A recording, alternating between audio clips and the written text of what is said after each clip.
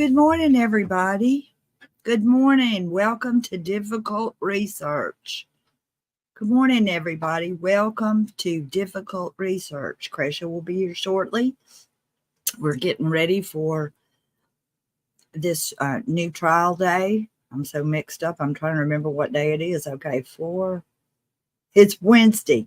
Hey, I want to say good morning to everybody that's in the chat with us, and we thank you so much for being with us. We know you could go anywhere, but being with the family is so important to Cresha, and it means so much to the family that you are sharing this with Cresha and us.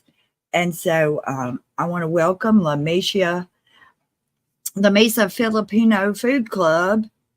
Yes, I did happen to watch Hidden True Crime last night, and several others, because like Cresha, I orbit around to see if somebody has a piece of information that we don't have or we haven't noticed, or just anything, because we're very open to information. And Lamisia says, I'm itching to discuss it with someone who did, because it was my first time to ever strongly disagree with Lauren and Dr. John. Well, me too. I'm real interested in now, because they did say a whole lot. And can you put in the comments put it in quotations so we'll know that it's their thought and not yours, and let us know what it was that that Hidden True Crime said last night that you found yourself disagreeing with a little bit, because I find myself agreeing and disagreeing with a lot of people. And most of the times it's in minor ways that really doesn't make any difference. It's just some, but I want to hear what you say, because John and Lauren know a lot about this, and Gigi knows a lot about it, but nobody knows everything. Everybody's getting their stuff from different sides. And so it's like a puzzle. We need to put it together. And if we're fighting amongst one another, we can't get it together. So we want to be open to information. We want to vet it. We don't want just, anything. But yes. So let me see. I'm going to update my comments here and see if I can find it. Because let me see. You got me very curious now. And also KJ. Yes, I did see KJ's yesterday. And there were so many things in there that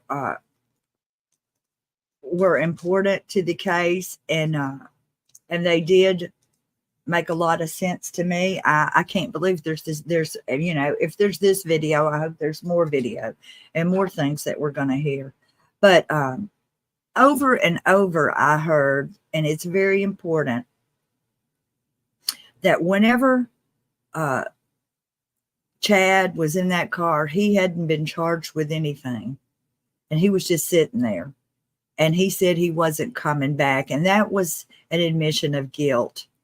And almost everywhere I looked, psychologists, lawyers, everybody stayed on that point about he admitted it, that he was guilty by saying he was not coming back home. Okay, Lamicia says, so they were discussing the patriotic blessing, and Dr. John and Lauren seem to think that Chad actually is a true believer. I have always thought that he is not a true believer, that he makes things up.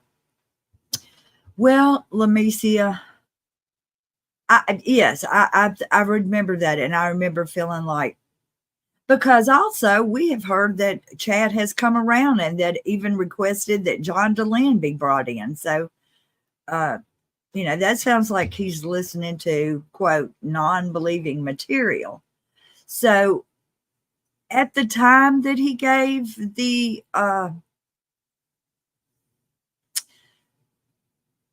patriotic blessing, I think that when he gave that patriotic blessing, that he was so wrapped up in it. He was so wrapped up in the whole thing. And people who listen to it, who are LDS and go to church, say that what he said is a common thing to be said. And the length of it was it's common for him to be real long like that. So, did he believe it? I think he wanted to believe it. It's like Melanie Gibbs said. I mean, see, they were like,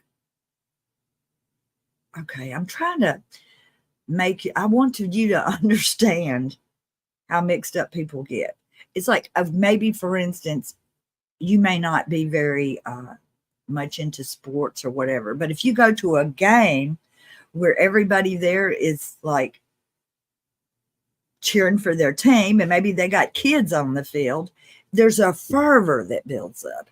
Oh, we want our team to win. We want our team to win. So that fervor is similar. It's a similar inside of you kind of thing that, comes up. So I could see that he would partly believe it, just be making stuff up and trying to make it sound like, the regular cheerleader songs that the patriotic blessings are. But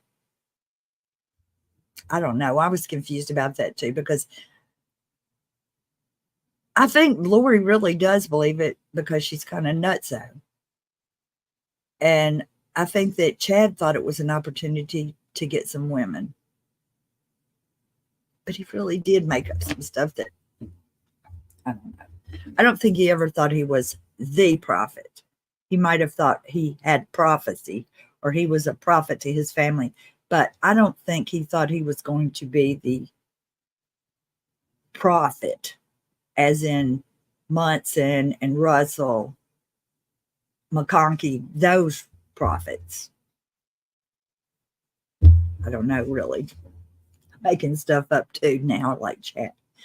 Good morning, Bewitched. Good morning, Zero, Tracy Hartman, Rachel Carter, Mad Donut, Dream Big, Angela Davison, Trace on the Case, Toxin Texan. Okay, I'm going to read some of these comments because they're really good. So I don't know where to start, at the bottom or the top. Lamecia, I keep going to your comments, but Lamecia says, I'm also thinking, after watching Chad and Emma's police car video 6 times, now it makes it clear to me how manipulative he is with everyone.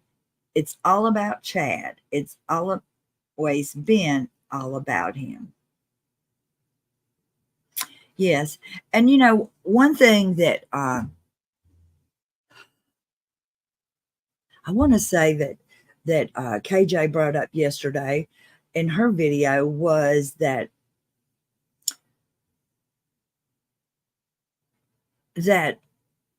hour and a half that Chad had inside the house before they came outside, Chad was probably going over all the reasons why this was prophesied to happen, that he was prophesied to be, I mean, it's like Jody, reading some kind of scripture about the law will come after you for your goodness. Here we go.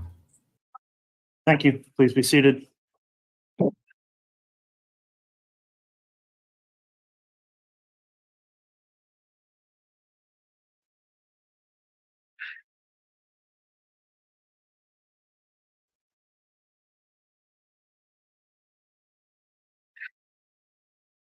All right, good morning, everyone. We're on the record on case CR 22211623, State of Idaho versus Chad Daybell, continuing evidence with the state's case in chief. The state just concluded with a witness yesterday afternoon, and I believe intends to call another witness this morning.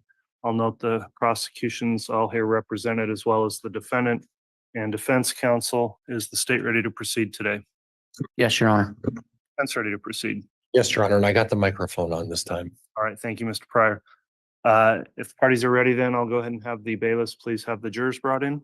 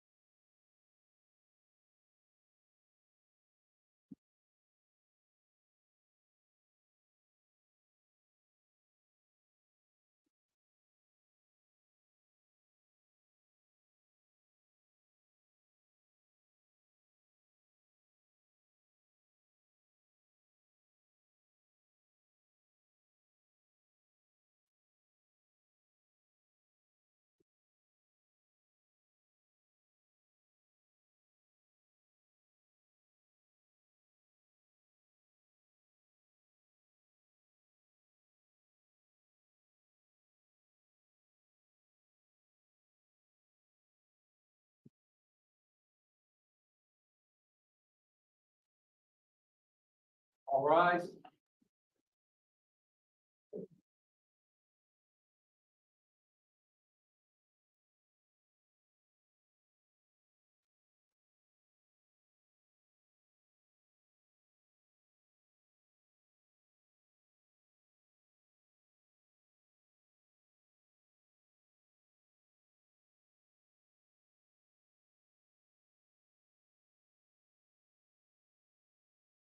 Your Honor, the jury is present and accounted for.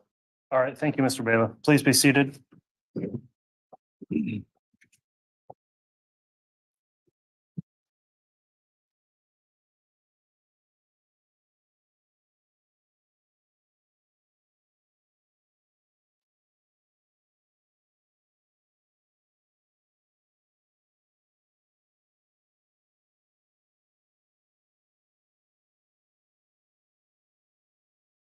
All right, ladies and gentlemen of the jury, thank you for returning today. The court notes all the jurors are here, present and accounted for and properly seated. The court's also received and reviewed a juror affirmation from each one of the 18 jurors indicating they have followed the court's admonishment to not investigate or look into the case over the break. So thank you for following that instruction again.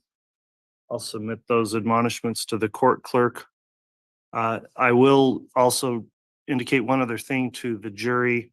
As just after the jury was impaneled, I believe a question may have arisen about how it works having alternates, because there are 12 jurors who will ultimately determine the case. And of course, we have extra jurors just given the length of this trial. I'll note that the way alternates are the process is clearly defined under Idaho Criminal Rule 24. And I'll just read a portion of that to make it clear to you. That says, at the conclusion of closing arguments, jurors exceeding the number required of a regular panel must be removed by lot. So in other words, there's a random drawing that would occur. So all of you must consider yourselves to be jurors in this evidence portion of the case. And if additional jurors remain once the case is submitted for deliberations, that would just be determined by a random draw, essentially, is what lot means. So I wanted to clarify that for the jurors so that someone didn't believe possibly they knew who the alternates would be or would not be. No one will know that until it's time to begin deliberations. So with that in mind, then the court would indicate the state is still in its opening argument at this, in its case in chief with presenting evidence. And I understand the state was going to be calling Detective Considas as its next witness. Is that correct? Yes, Your Honor, Mr. Wood, are you going to be examining the witness? I will be. Right, Mr. Wood, you can call your witness. Yeah, the state calls Chuck Considas.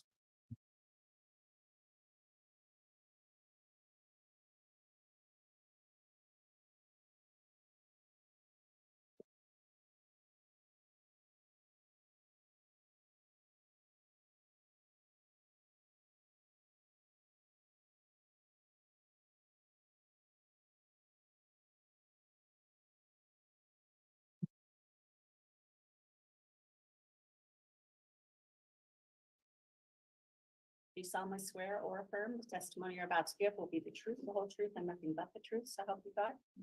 Thank you.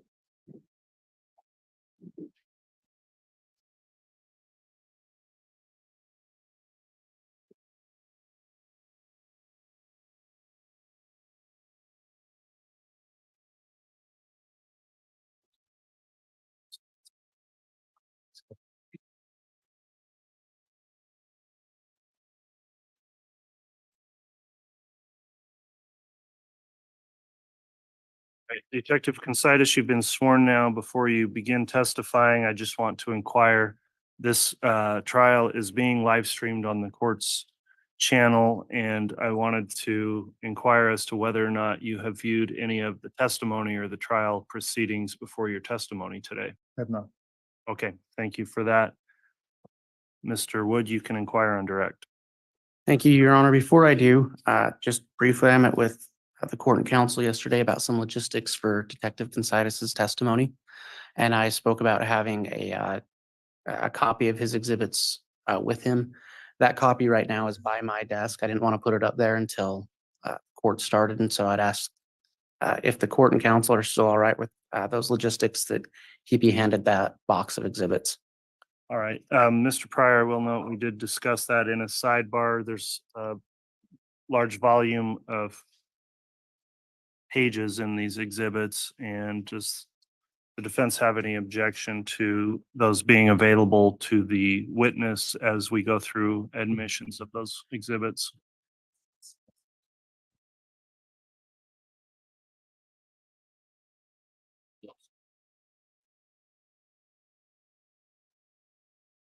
All right, there is no objection then. So Mr. Wood, if you'd like to go ahead and provide the witness with those exhibits. As each though is offered, just make sure to make a clear record of what's being proffered, and we'll go through whatever becomes admitted.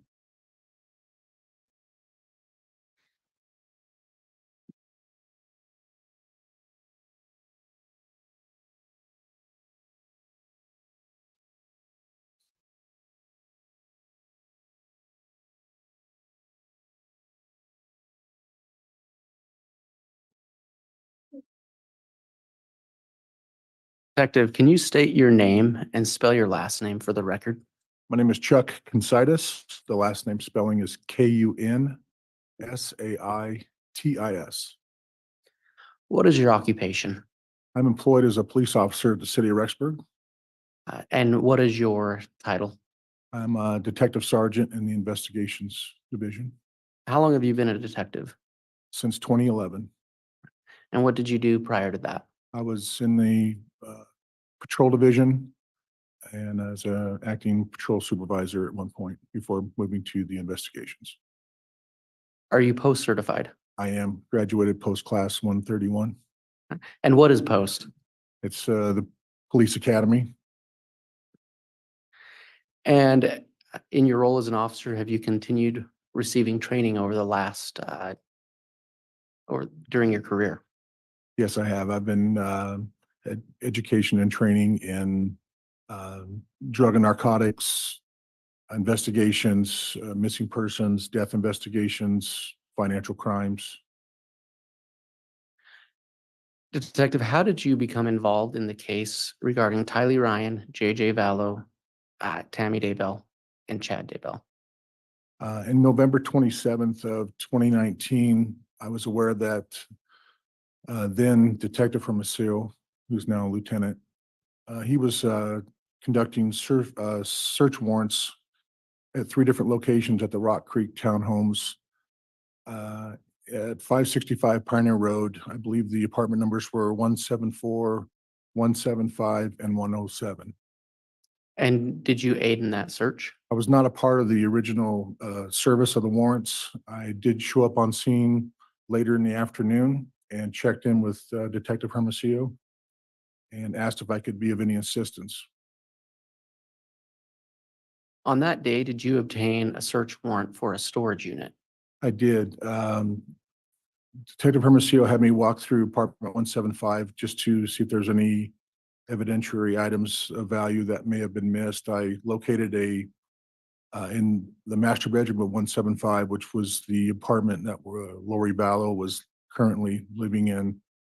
There was a printer in the bedroom, and on the printer there was an invoice for a storage unit from the Self Storage Plus in Rexburg. And so you obtained a Oh, warrant yes, for I that obtained a storage warrant unit? for storage unit number C52. And did you execute that warrant? I did. What did you find?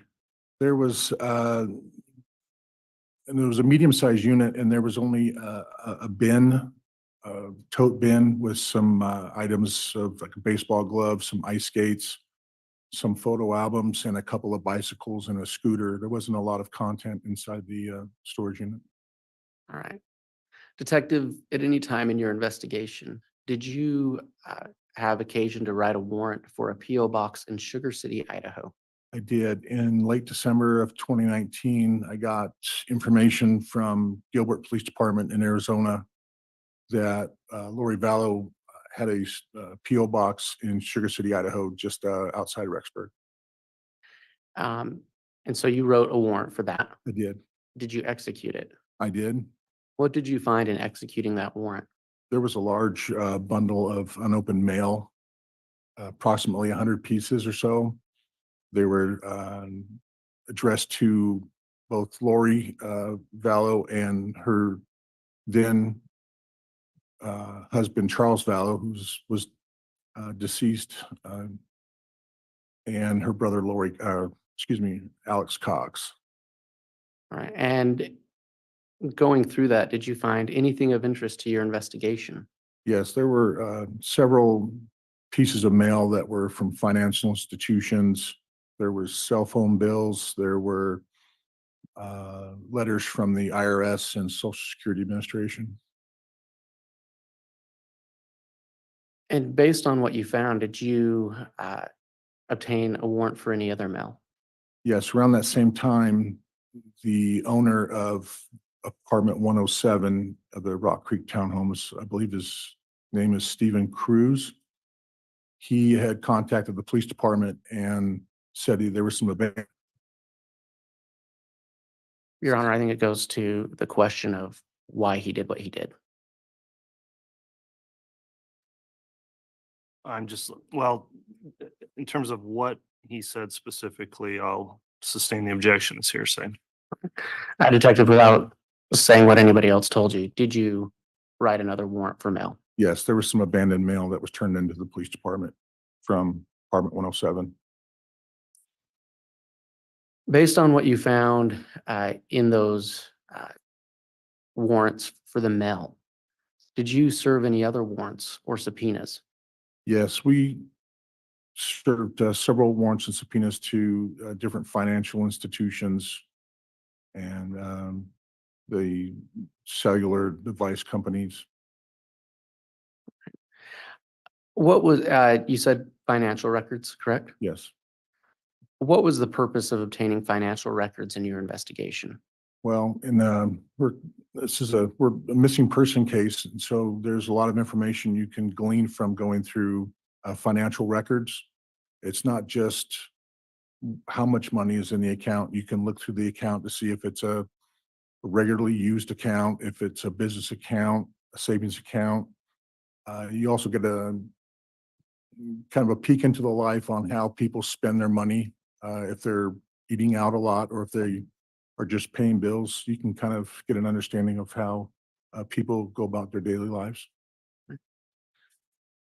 Detective, regarding Lori Vallow Daybell and Tylee Ryan, did you create a list of financial institutions upon which you served a warrant for aid in your testimony at this trial? I did. And did you do that in anticipation of testifying before this jury? Yes. Did you prepare that list to aid the jury in knowing which financial institutions you're speaking about and to help them keep track of them? Yes, Do you believe that demonstrative list would so aid the jury? I do. Your Honor, I'd ask that the witness be handed a look at State's Exhibit 62. All right, is that one of the ones that's in the? Yes. Okay, Detective, if you want to locate Exhibit 62.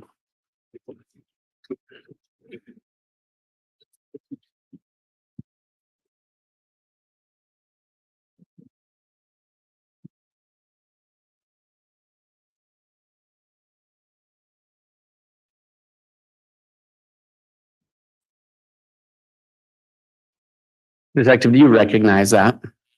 Yes, it's a financial account attribution list that I created. Is this the same demonstrative list that we were just speaking about? Yes, And is it a true and accurate representation of what you created? yes, Your Honor, for demonstrative purposes, I'd ask that Exhibit 62 be entered into evidence. Any objection? And may I publish? Yes, Exhibit 62 is admitted.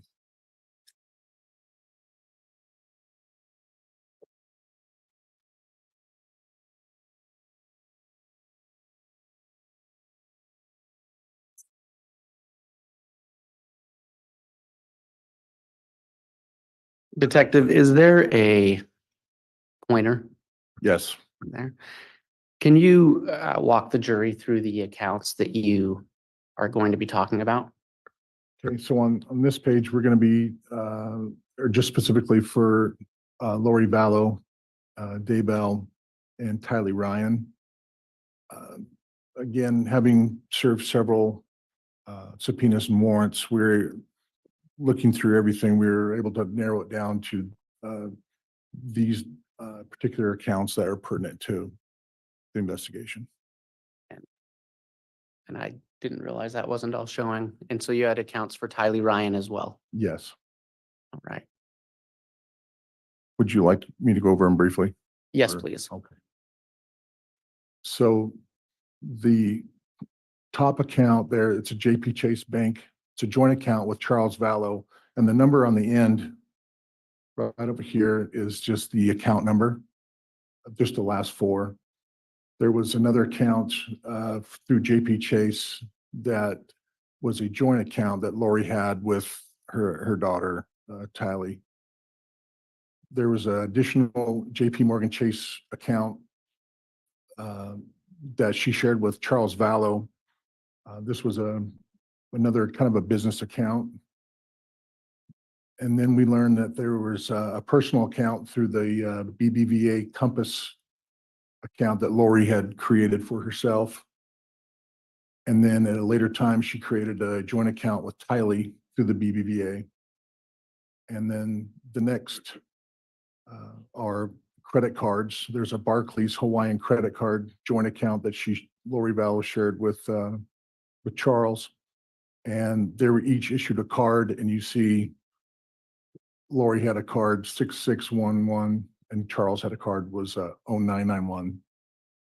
There's a Barclays bank account, a credit card that we found that Alex, who's Lori's brother, had opened up an account and actually had Lori on as a card holder.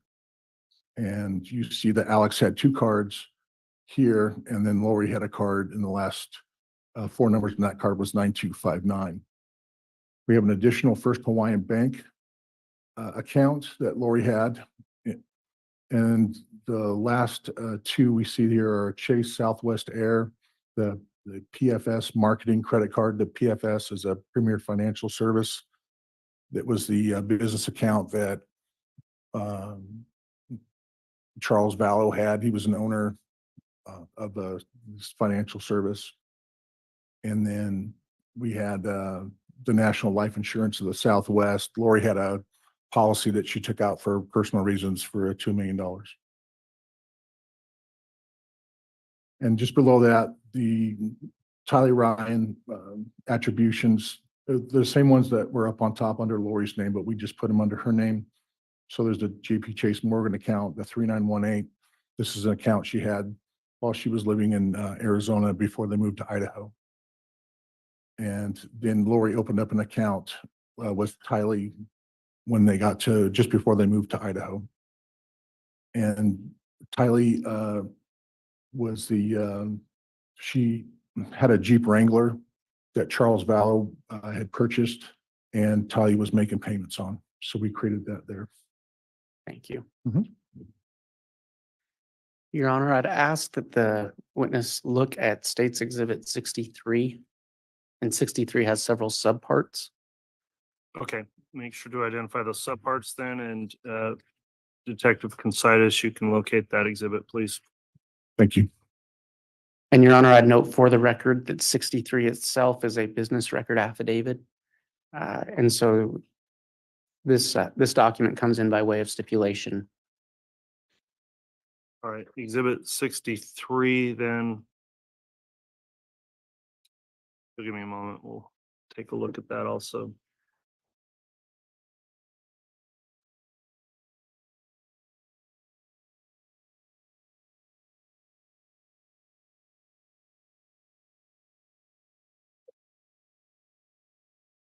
All right, so 63 is just the affidavit, not the attached records, which are subparts that are marked with letters in addition to 63. Is there any objection to the admission of 63, the affidavit?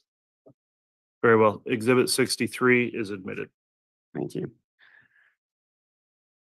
Detective, can you look at, and may I Your Honor, my understanding is that once that's admitted, all parts of this exhibit are admitted, and may I publish those? Okay, okay, so that would include then, 63A through 63I. okay, I've got through H. Maybe there's,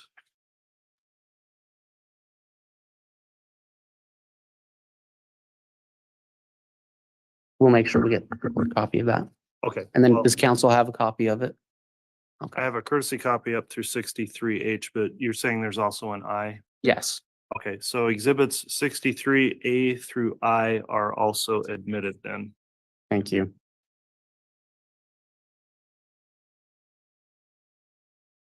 Detective, will you look at what's been marked as State's Exhibit 63A?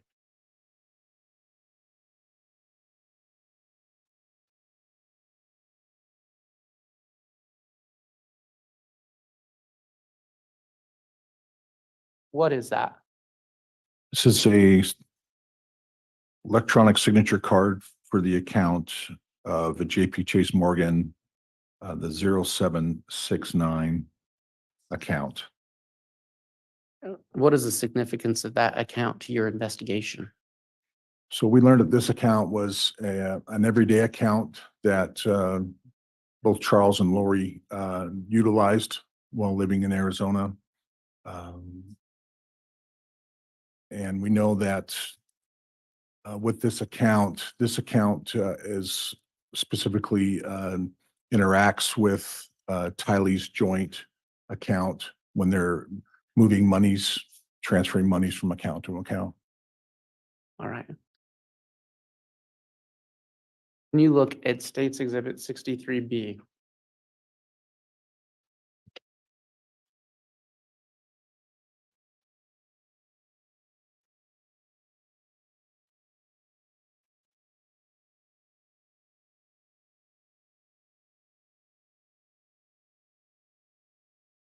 Do you know what that document is? This is a sample monthly statement, sample of monthly statements from the 0769 account dating from June 10th through September, I believe, of 2019. And this is the account ending in 0769, correct? Correct. And did you review all the documents that came in with that? I did. Mr. Wood, on that projector, there is actually a light that I think will remove the shadow. I can have staff attorney assist you with that if you'd like. That'd be great.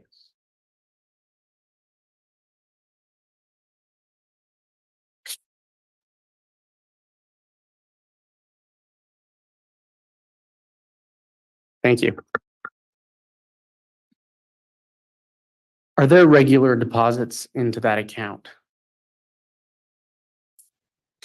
There's no regular deposits into this account. They're sporadic at times. They're coming in, monies are being transferred into this account from the 0377 account. But as far as having like a regular paycheck, having a direct deposit or something to that effect, there's nothing on like that on these accounts. And just to clarify, this was at the jointly held account by Lori Vallow and Charles Vallow, correct? Correct.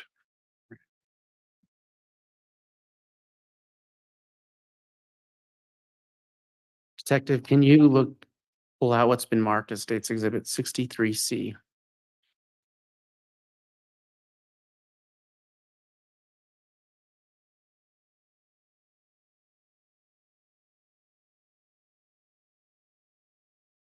What is that document? This is the signature card on the application for the account, joint account for Lori Vallow and Tylee Ryan, the account that ends in 3918. And this is a Chase Morgan. Morgan Correct. account.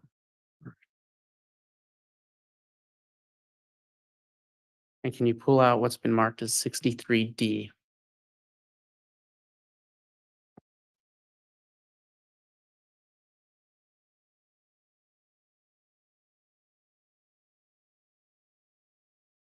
What is that?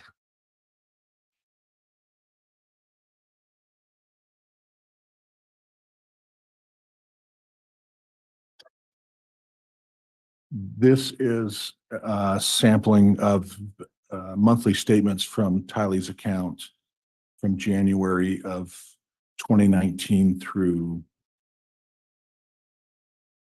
I believe, November of 2019 or October 2019. Okay. And was there anything significant about this document to you in your investigation? Yes, it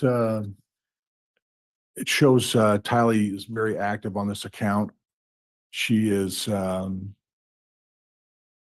spending money with her.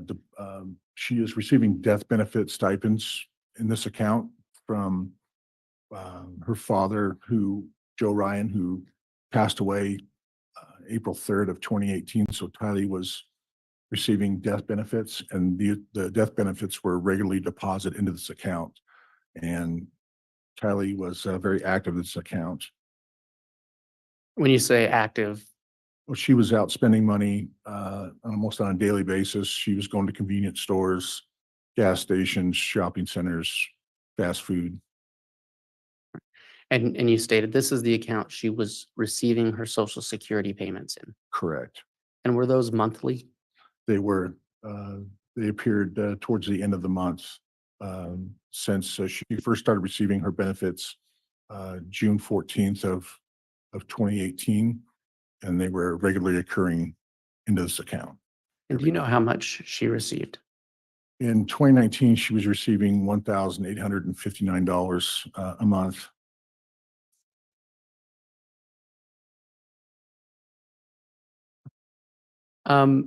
Detective, as you go through these records, are you able to tell the difference between what I'm going to call a brick and mortar payment or store, like a physical location, and online payments? Yes. Kylie, the overwhelming majority of her spending habits occur in brick and mortar type establishments. And there are some online payments, but she's out spending money in physical places. Detective, can you look at State's Exhibit 63E?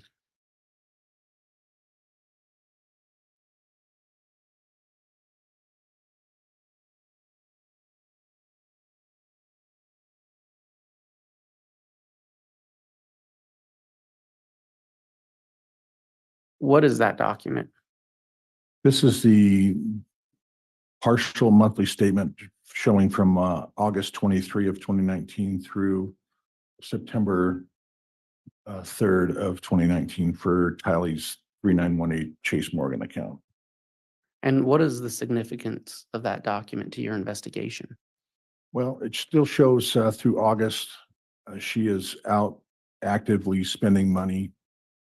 And it also shows towards the end of the month. We look up on the screen here.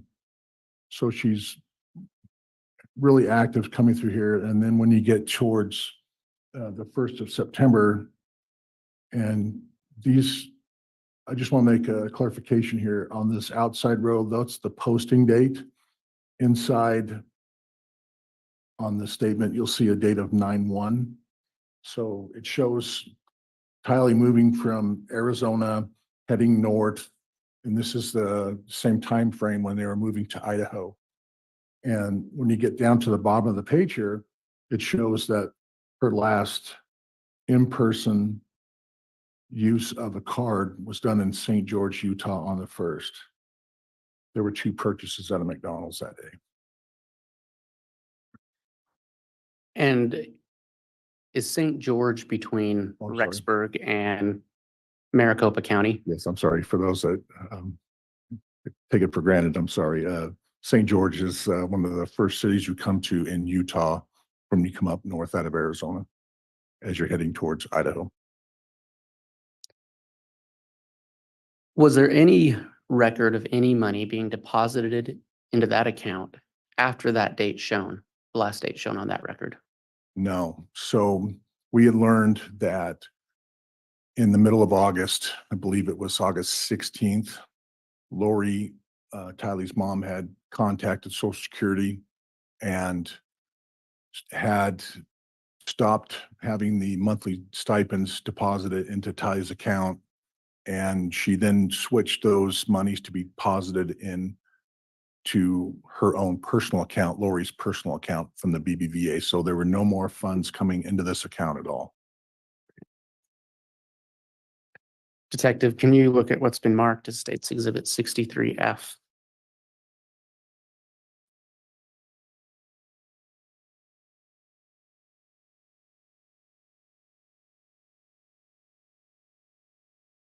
What is that document? This is the checking summary for the date of September 20th, 2019 for Tylee's JP Chase account. And it's showing a $10.04 balance. And then it shows right underneath on the beginning balance, it has an electronic withdrawal for the same $10.04, bringing the ending balance to zero. Does it show where that money was transferred to? That money was transferred into Lori's 0769 account from the JP Chase. Was there anything significant about that transaction to you in your investigation? Yes, Tylee had no more control over her monies in this account. And with the timeline that we had learned in this investigation of Tylee's last known sighting was between September 8th and September 9th. Lori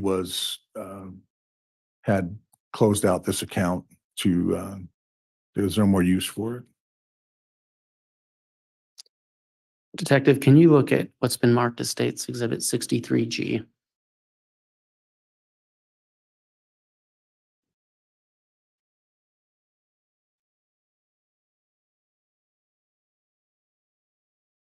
And what is that document?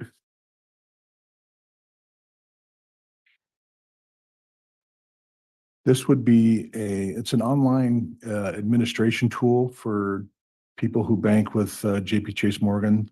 They're issued a personal identification number and they're allowed to go online and they can conduct their transactions. And this is the page that indicates for Lori Vallow. It sets up with her personal PIN number on Tylee's account. It shows that she can access Tylee's account. And so did she and Tylee have separate identifying numbers? They did. Are they on that page? They are. So if you look down to the middle of the page, well, we know it's Lori because she says Lori for style at iCloud.com right here. And it has Lori's name up here. But right here under personal ID and profile ID, it has a number. And the last four numbers on that are the 5132. So that's the number that's associated with Lori. And is there a profile number for Tylee Ryan? There is. Can you point that out?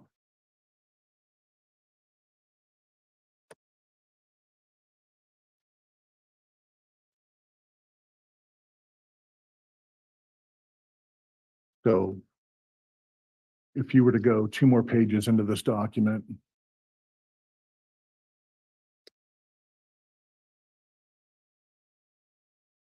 you'll see Tylee's name is highlighted up on top and it has Tylee's email right there, TylieRyan24 at Gmail.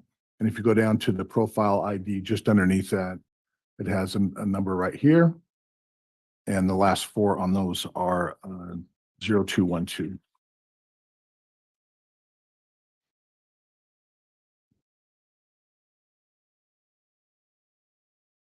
And Detective, what's the significance of those identifying numbers? Does it aid you in your investigation to know those? Sure, it's specific to the user. So we have a general idea that it's the person who's logging in is using it, and it leaves a digital footprint so you can see where they're going and what they're doing within the banking of their account. So if Lori Vallow were to go online and make a change to that account, it would show that it was her by her identifying number. Is that accurate? Yes, And is the same accurate if Tylee Ryan were to go online and make a change, it would show her identifying number. Yes. Thank you.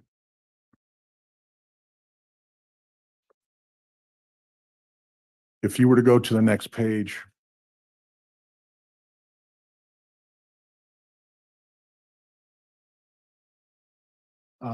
This page here is dated September 20th. And as we previously spoke to the account closing on the 20th of September, if you look, if you could bring your, let's see. Okay, we're good, right? No, bring it down just a little bit, please. There you go. Thank you. You'll see the profile ID number up here, the 5132, that's associated with Lori Vallow. And if you look to the bottom of the document, you'll see here on the left-hand side of the screen, you see the high school checking account belonging to Tylee, the 3918, and you see monies being transferred to, and here's the $10.04 that just shows that Lori went in and accessed Tylee's account and then moved monies over into her 0769 account, making it a zero balance.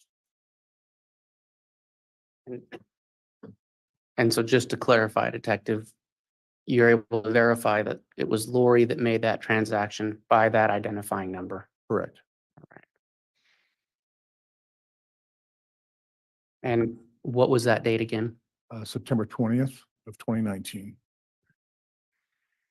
Detective, can you look at what's been marked as State's Exhibit 63H?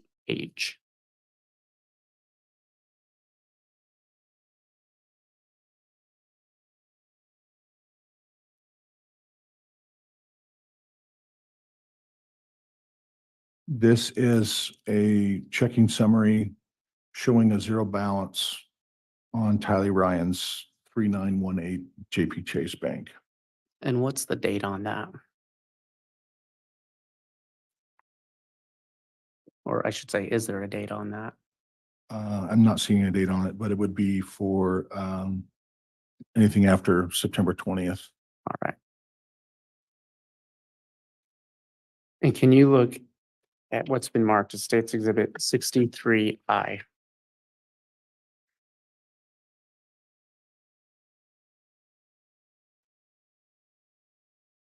63I is a signature card application page for JP Chase Morgan account for Charles Vallow and Lori Vallow for the 0377 account. And did you obtain that through a warrant or subpoena? I did.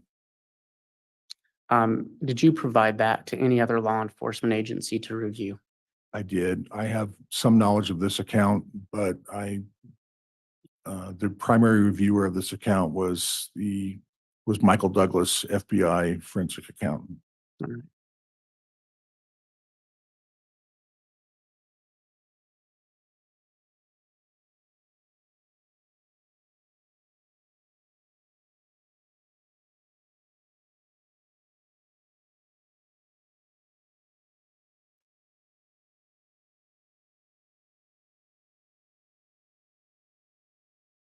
Detective, can you look at what's been marked as State's Exhibit 64A? Oh, bailiff, I apologize. This was the first page to 63.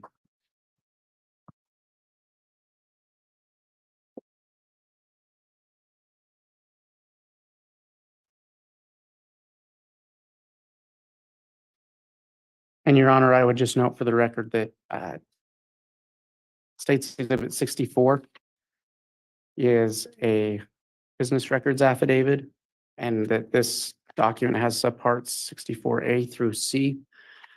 And to the state's understanding, this document comes in by way of stipulation. All right, so 64 is admitted and 64 A, B, and C are also all admitted. All right. And they may be published, Mr. Wood. Thank you. Detective, what are the documents from state's, excuse me, Exhibit 64? These are summary of accounts for the BBVA Compass account ending in 3229 for Lori Vallow. It's a checking account that was opened in October of 2018. Is Lori Vallow the sole user on this account? She is And I believe you just said it was opened in October of 2018. correct. I believe the 20th. And did you obtain this through a search warrant or through a subpoena? I did. And what was the significance of this account to your investigation? Well, we learned through this account that this would be one of Lori's main accounts where she would be receiving future Social Security monies. We know that Tally's monthly stipend was being deposited into this account and would later receive stipends for death benefits for Charles Vallow as well, for both her and JJ. And can you look at 64B?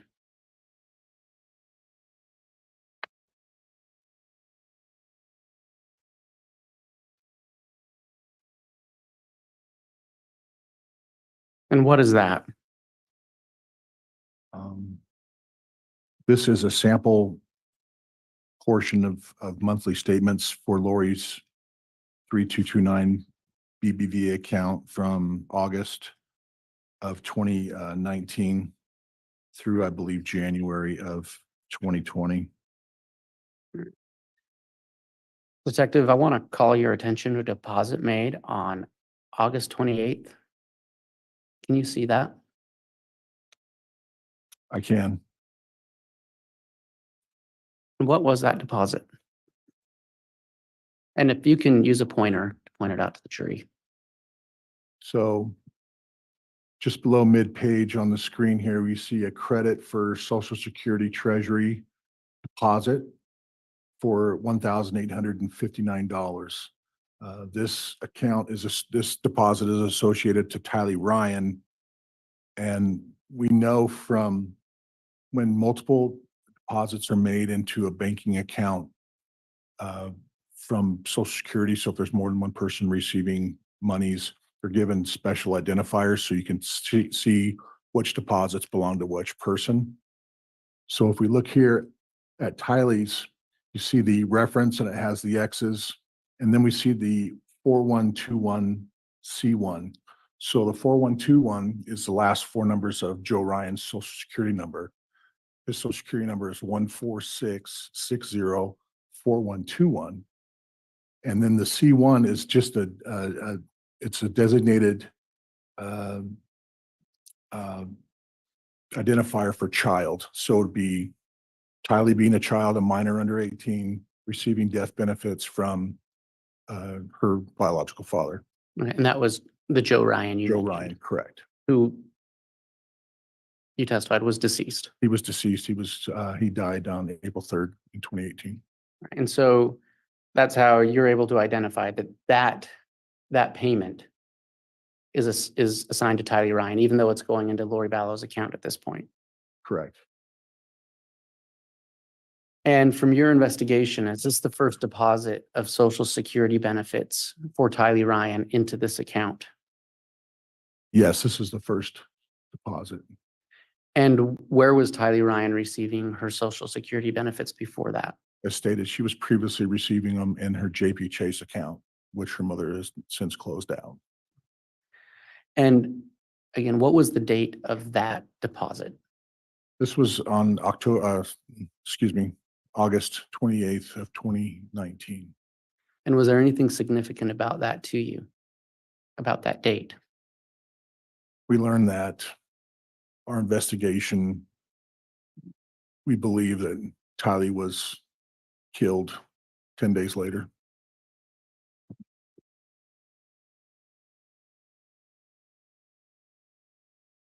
I'm going to call your attention to a deposit made. It's on the third page of that document. A deposit made on September 18th.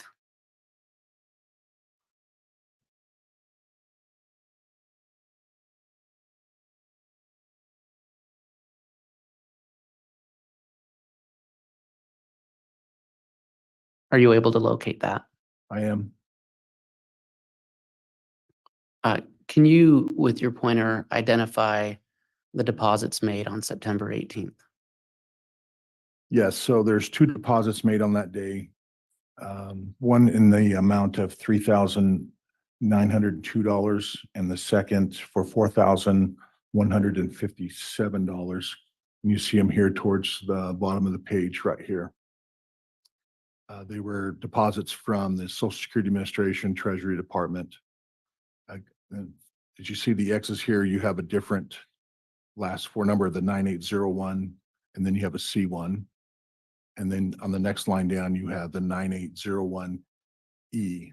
So we can differentiate what deposit belongs to by looking at this top one here. We have the 9801. So Charles Vallow's Social Security number was 436029801. And we see the C1, so that would be for JJ. And that's the monies that were received. So we have on the next one down, we know it's for Lori because we have the 9801, but the letter E is just an identifier saying that she is the child in care or the guardian. All right. And are those amounts, are those the regular monthly payments? These are not. These are the initial installments that she received back pay for both when she generated her paperwork back in August. And Detective, was there anything significant about that deposit date to you? Yes.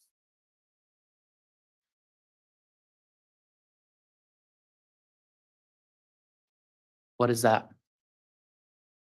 JJ was killed a few days later. Around the 22nd or 23rd.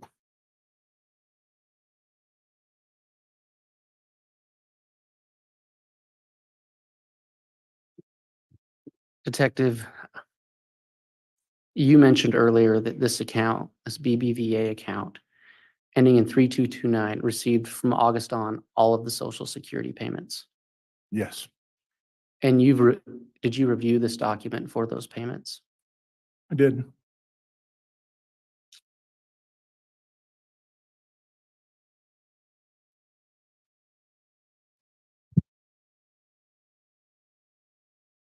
Detective, did you prepare a chart, a demonstrative chart that shows all of Tylee Ryan's Social Security deposits? I did. Does that include both the JP Morgan account and BBVA account payments? Yes, Did you do that to aid this jury in understanding where and when those payments were made? yes, Does it label the banks to which the deposits were made? it does. And did you prepare that in anticipation of testifying today? I did. Do you believe it would aid the jury in understanding the deposit history for Tylee Ryan's Social Security? Detective, can you look at State's Exhibit 84?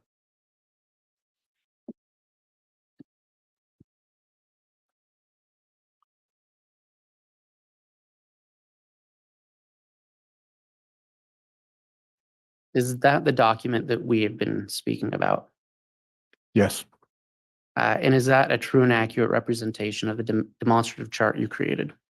yes, Your Honor, I'd ask that for demonstrative purposes that State's Exhibit 84 be entered into evidence. Any objection? All right, Exhibit 84 is admitted. May I publish? You may.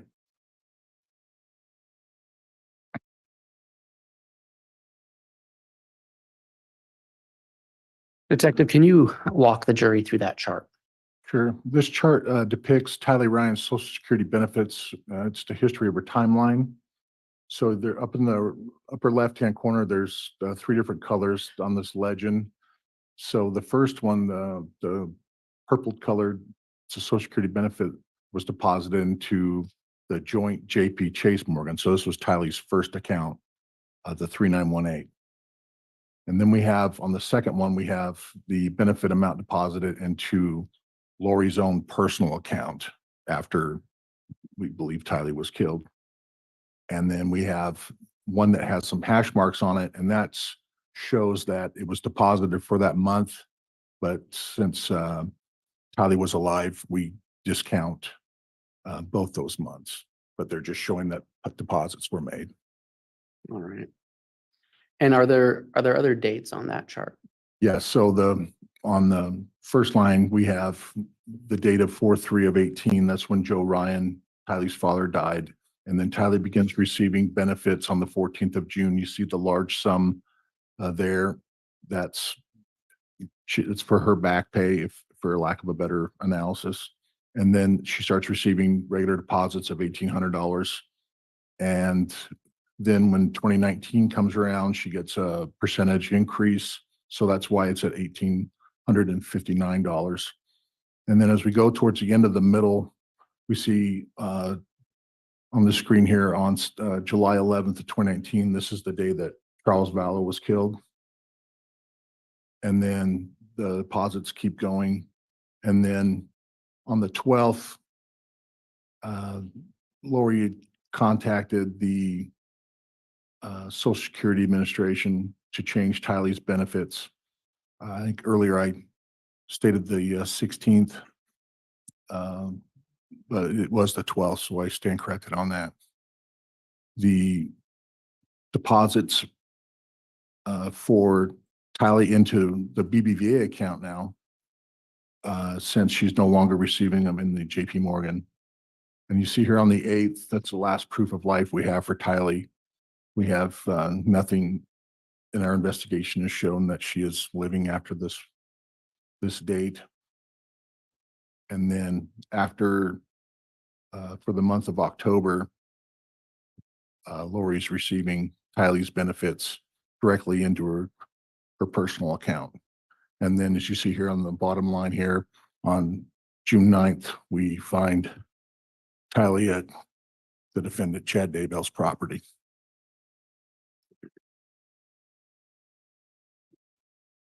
Detective, similar to that chart, did you make a chart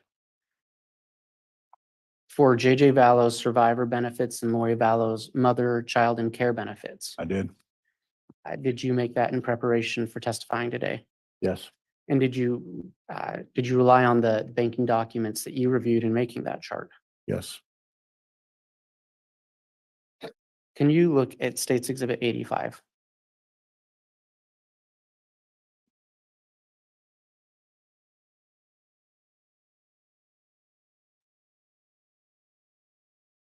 Is State's Exhibit 85 the document, the chart for JJ we've been speaking of? Yes. And did you create that in anticipation of testifying before the jury? Yes. You believe it would aid the jury in understanding these financial transactions? Yes.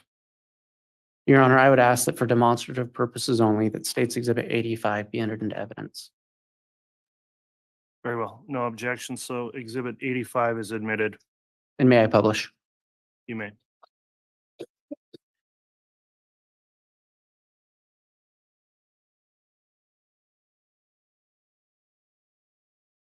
Detective, can you describe how you made that chart?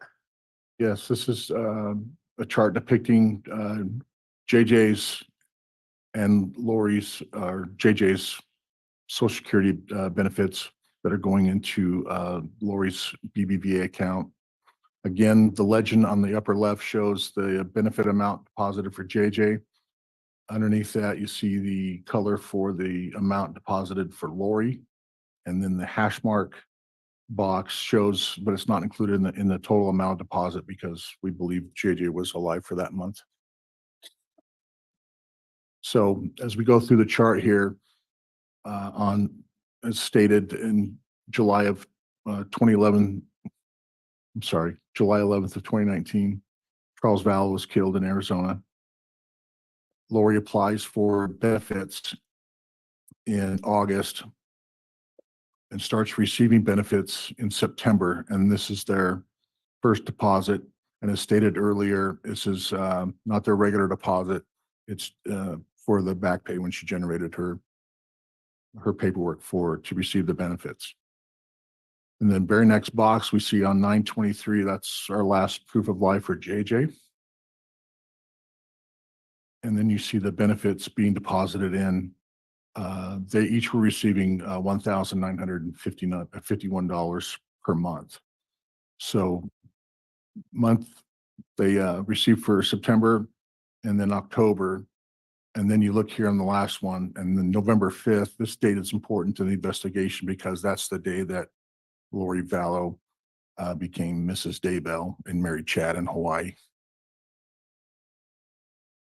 JJ is still receiving benefits, as is Lori, all the way through to the end of the year and into January. And then the last box, we have the 9th when we found JJ on Mr. Daybell's property. And Detective, all of those social security payments, was it your testimony? Those went into Lori's sole BBVA account? Correct. She had full control over it.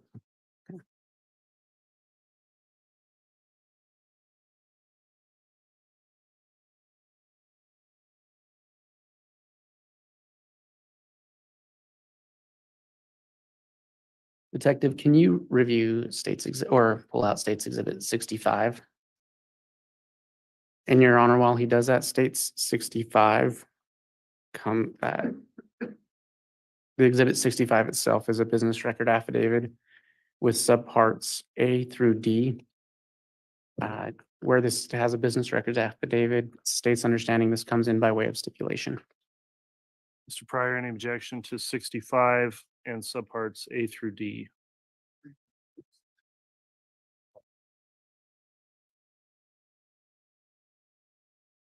All right, there is no objection then.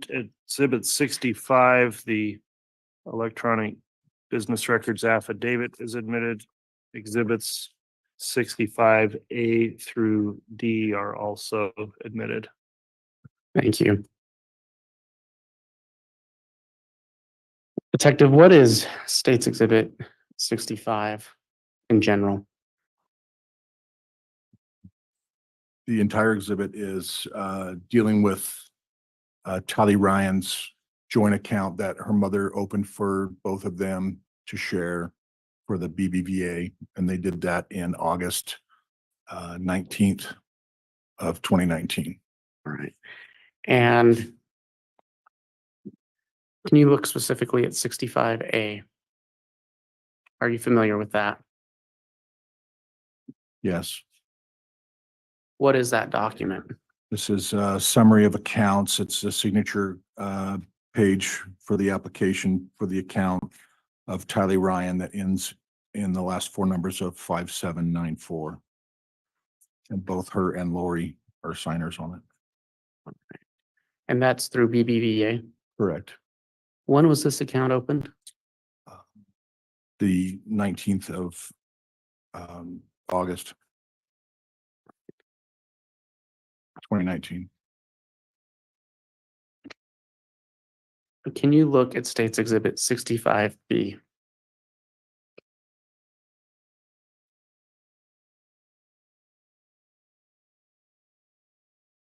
What is that? This is a transaction history monthly statement of activity on Tylee's account for the BBVA.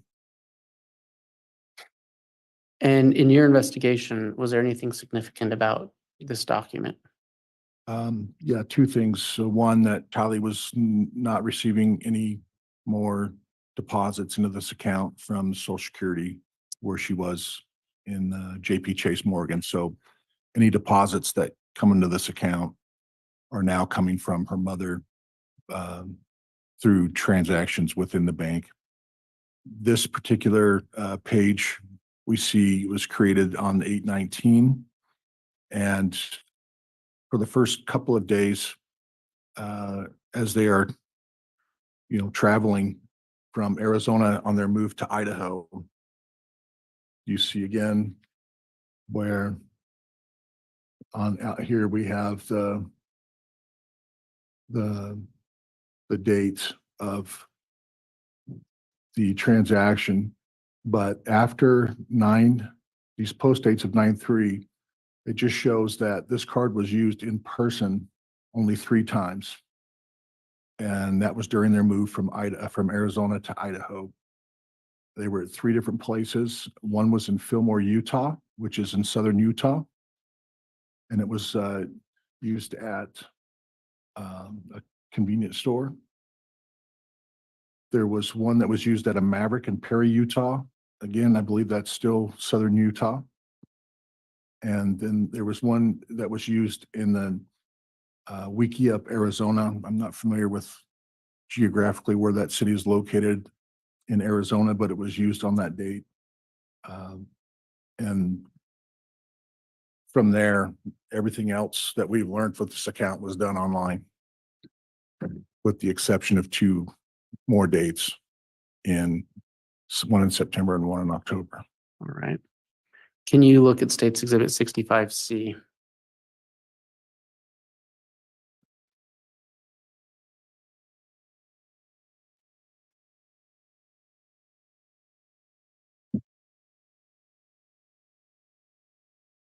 And what is that document?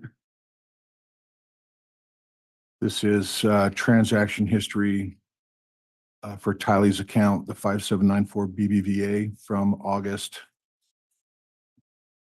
2019, I believe, through November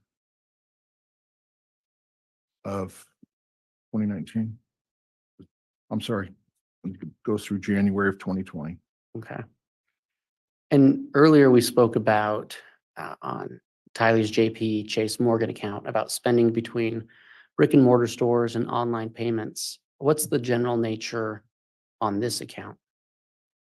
This activity is completely opposite of what Tylee was using on her JP Chase account. All the activity on this account is done online, with the exception of two dates. And you'll see on, I believe, September 17th, there was a transaction where it was used in person at a Costa Vida Mexican restaurant. And then there was another in-person transaction on October 25th, I believe. That was, I'm sorry, October 7th. And we believe that Tylee did not make those purchases in person. In the mic, please, Mr. Pryor. Judge, I'm going to object to that characterization. It calls for speculation. I'll sustain the last part of the response there, striking the belief Tylee did not make the purchases in person. There's no foundation for that, Mr. Wood. All right, I'll lay some foundation. Thank you. Detective, through your investigation in this case, were you involved in the search for Tylee Ryan? Yes, And are you aware of, through that search, of a last known sighting of Tylee Ryan? last known sighting of Tylee Ryan, I believe, was a photograph where she was in Yellowstone on the 8th of September, 2019. And so these purchases that were made after that date, what was significant about those to you in this investigation? Just complete opposite of anything that Tylee was doing up until this point. Everything is done online in this account. The monies are coming in from Lori's account to her personal account. She would send money, make deposits into Tylee's account, and then those monies would immediately be Venmo'd out to, we learned, Colby Ryan, who is Lori's son. And you spoke about two brick and mortar purchases, Yes, and I believe you said they were both at Costa Vida. they're both at Costa Vida.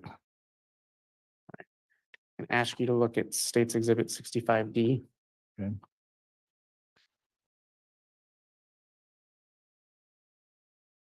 And what is State's Exhibit 65D?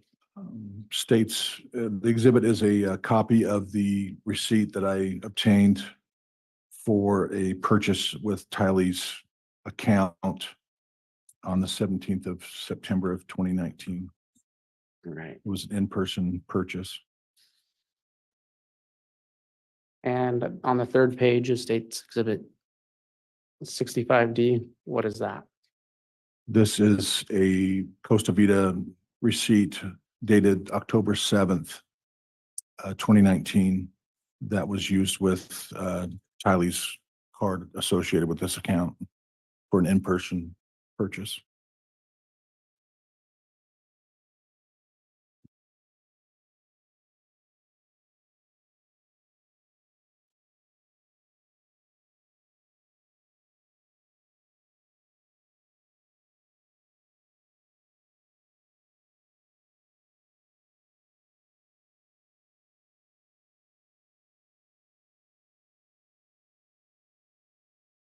And so to clarify, Kylie, in that BBVA account, she never received social security payments there. No.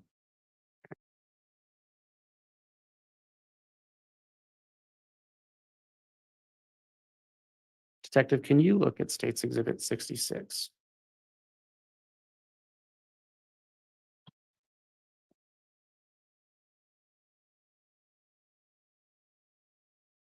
Do you recognize State's Exhibit 66? This is affidavit of business records for Barclays Bank. Okay. And Your Honor, for the record, this this exhibit does come in with a business records affidavit. It has subparts A through D. And with that business record, I believe it comes in by way of stipulation. As to Exhibit 66, any objection? And again, Judge, that was an agreement prior that this would be admitted by stipulation of the parties. Okay, Exhibit 66 has been offered and is admitted, as well as the subparts 66A through D. Thank you. Detective, do you recognize State's Exhibit 66A? This is a Barclay Bank application for credit card. And it is in the name of Lori Vallow. Is anyone else's name on there? No, Do you know when this was applied for?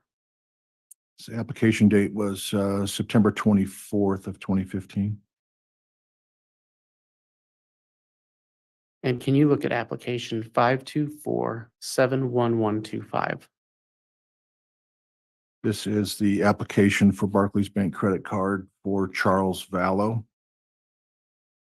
And the application date is the same as the previous. All right, thank you. And then application 5566-2600, what is that? This is Barclays Bank application for a credit card in the name of Lori Vallow. The application date was April 19th of 2016. So this was a joint credit card application, is that fair to say? Yes, Can you look at State's Exhibit 66B?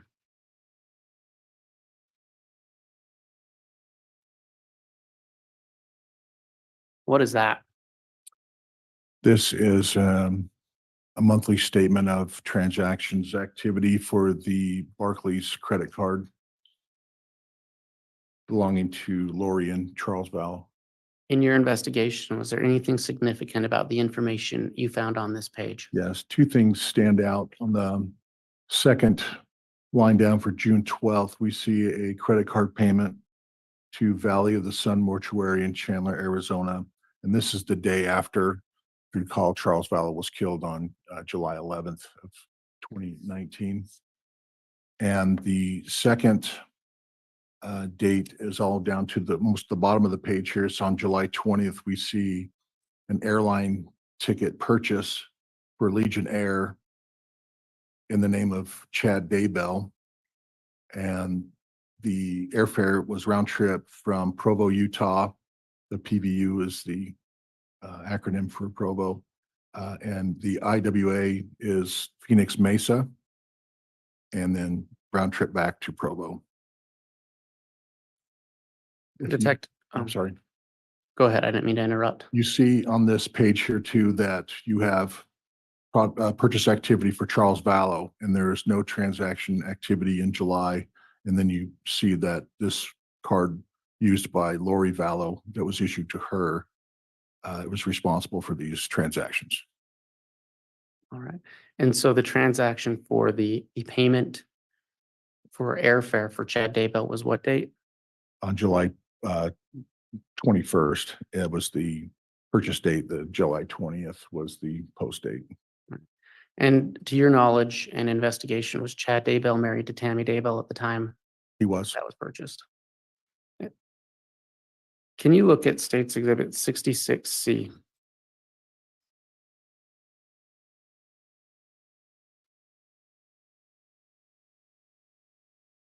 And what is that document? I have a Barclays MasterCard in the name of Alex Cox. And this is a monthly statement of transaction activity for this account. And you had mentioned earlier that Alex had an account that he shared with his sister Lori. Is this that account? It is. How do you know that they shared it? They each were assigned separate cards. All right.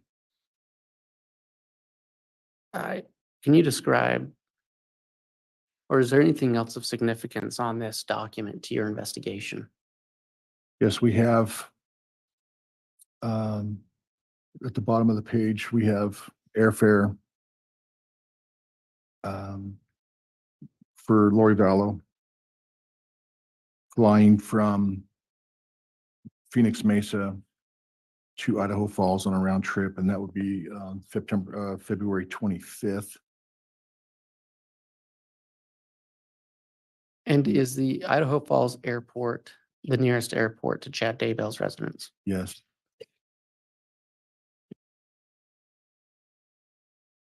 Was there anything else of note on this page or this document?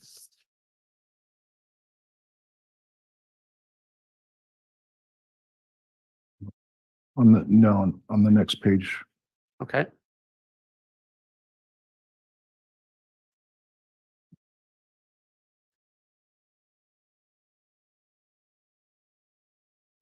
On this page, you're seeing purchases in the month of March on the Alexander Cox, Lori Vallow shared credit card account. You see purchase activity for Lori, and you see her card that ends in the number 5259. There are 3 purchases that she makes on this account that show that she bought airfare for Tylee Ryan and Tylee's friend Brianna Gill. And those purchases were made on March 13th, and they were round trip from Phoenix to LIH, which is, I believe it's pronounced Lahui, Hawaii, on the island of Kauai. And then directly under that, for March 14th, you see Lori using her card to pay for airfare for Chad Daybell, flying from Idaho Falls round trip to Phoenix Mesa and back to Idaho Falls. And that was March 14th of, 2019. and so Charles Vallow was still alive at that point, to your knowledge, correct? Correct. Did you find any indication that Charles Vallow had a card on this account? He did not.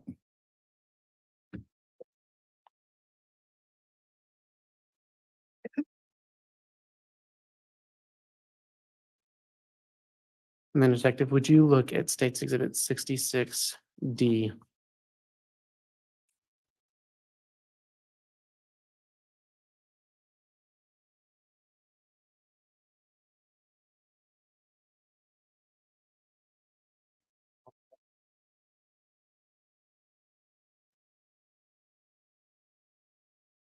What is that document? This is the application for a Barclays credit card in the name of Alex Cox, dated 9/26 of 2016. And was this associated with the account we were just speaking of? Yes. Okay. Is there anything of note on that document to your investigation?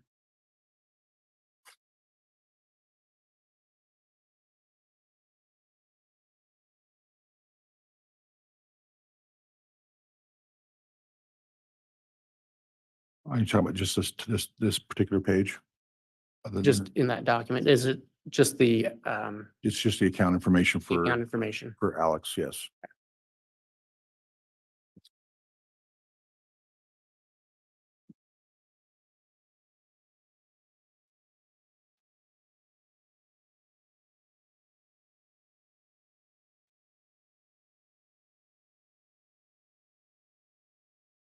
Detective, can you look at State's Exhibit 67?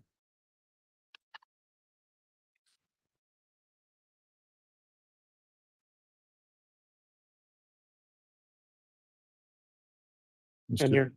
Sorry. I was gonna say, Your Honor, this Exhibit 67 has one subpart, just 67A, and it is Exhibit 67 is a business record affidavit, so I believe this comes in by way of stipulation.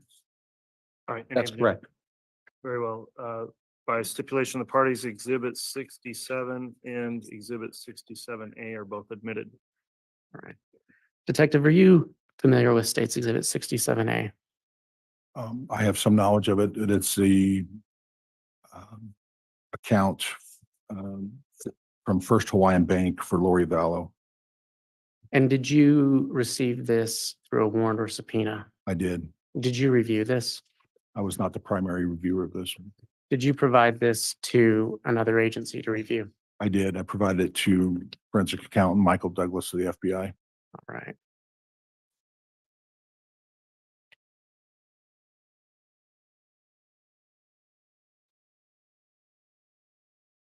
Can you look at State's Exhibit 68?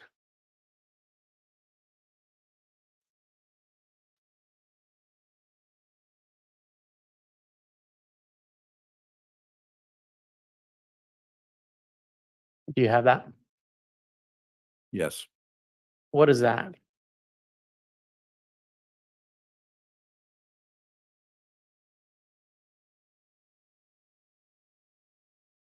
This is a business record affidavit associated with Chrysler Capital Finance Company.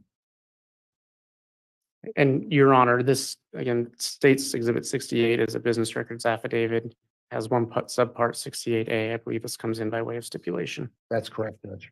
All right, exhibit 68 and 68A are both admitted. Detective, are you familiar with State's Exhibit 68? I am. Or 68A? Yes. What is it? This is a application for credit through Chrysler Financial for a purchase. Charles Vallow made of a 2018 Jeep Wrangler that we associated with Tylee Ryan. And are you familiar with the search for a Jeep in Rexburg, Idaho? I am. Is this that same Jeep? It is. Is there anything else in that document of note to your investigation? Yes, that the payments would be made on automatic withdrawals through the account of Tylee Ryan's JP Chase account, the 3918 that she had her. This is the account that had the stipends deposited into when she first opened that account. Okay. Thank you.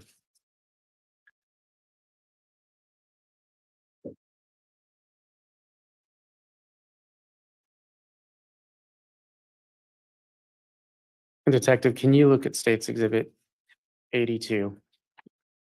And Your Honor, again, 82 is an affidavit of a records custodian. Has one subpart 82A. I believe it comes in by way of stipulation. That is correct, Judge. Okay, exhibit 82 and exhibit 82A are both admitted. Detective, what is the document found in State's Exhibit 82A? The document is a rental application in the name of Lori Vallow for 565 Pioneer Road, number 107, the Rock Creek Townhomes in Rexburg, Idaho. And have you reviewed this document? I have. Was there anything of note to your investigation on that document? Yes, it shows that Lori did move from Arizona to Rexburg. And it shows that she is listed both JJ and Tylee to be living with her. And on the second page,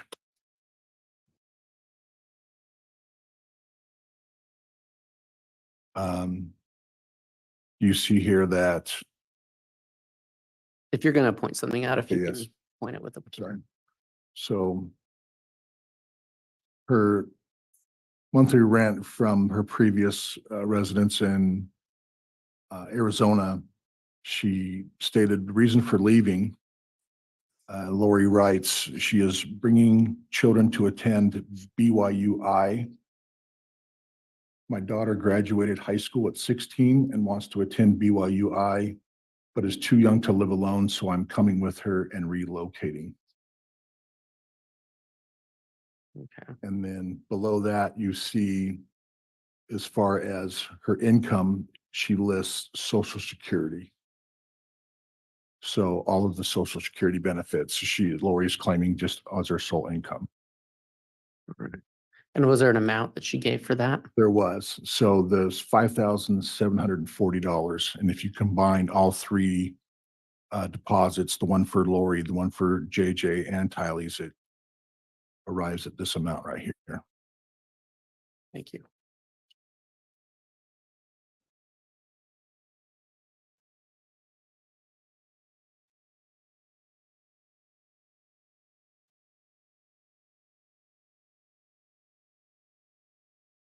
Detective, we've been talking about Lori Vallow and Tylee Ryan's financial accounts. Did you review any other financial accounts as part of your investigation? I did. What other financial accounts did you review? Reviewed the financial information for Alex Cox, Lori Vallow's brother. Earlier, you showed a document listing out Lori Vallow and Tylee Ryan's different accounts that you had prepared for demonstrative purposes. Did you prepare a similar account for Alex Cox's financial documents? I did. Did you do that to aid the jury in understanding which documents or which financial documents pertain to Alex Cox? Yes, And did you do that in preparation for your testimony? I did. Can you look at State's Exhibit 69?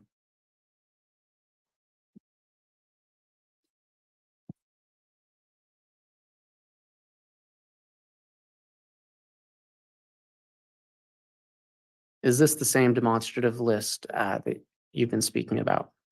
Yes,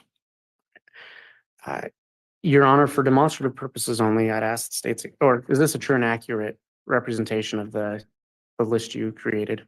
yes, Your Honor, I'd ask that for demonstrative purposes only, that State's Exhibit 69 be entered into evidence. There won't be an objection, Judge. Okay, without objection, then Exhibit 69 is admitted. May I publish? Amen. Detective, can you describe for the jury what is on State's Exhibit 69? so this is a financial account attribution list I created for Alex Cox. As we were looking into the whereabouts of JJ and Tylee, we went through Alex's financial information, and this is the information that we narrowed down through reviews that are pertinent to the investigation. So you see here, the first one is the Desert Financial Credit Union. This was Alex's everyday account.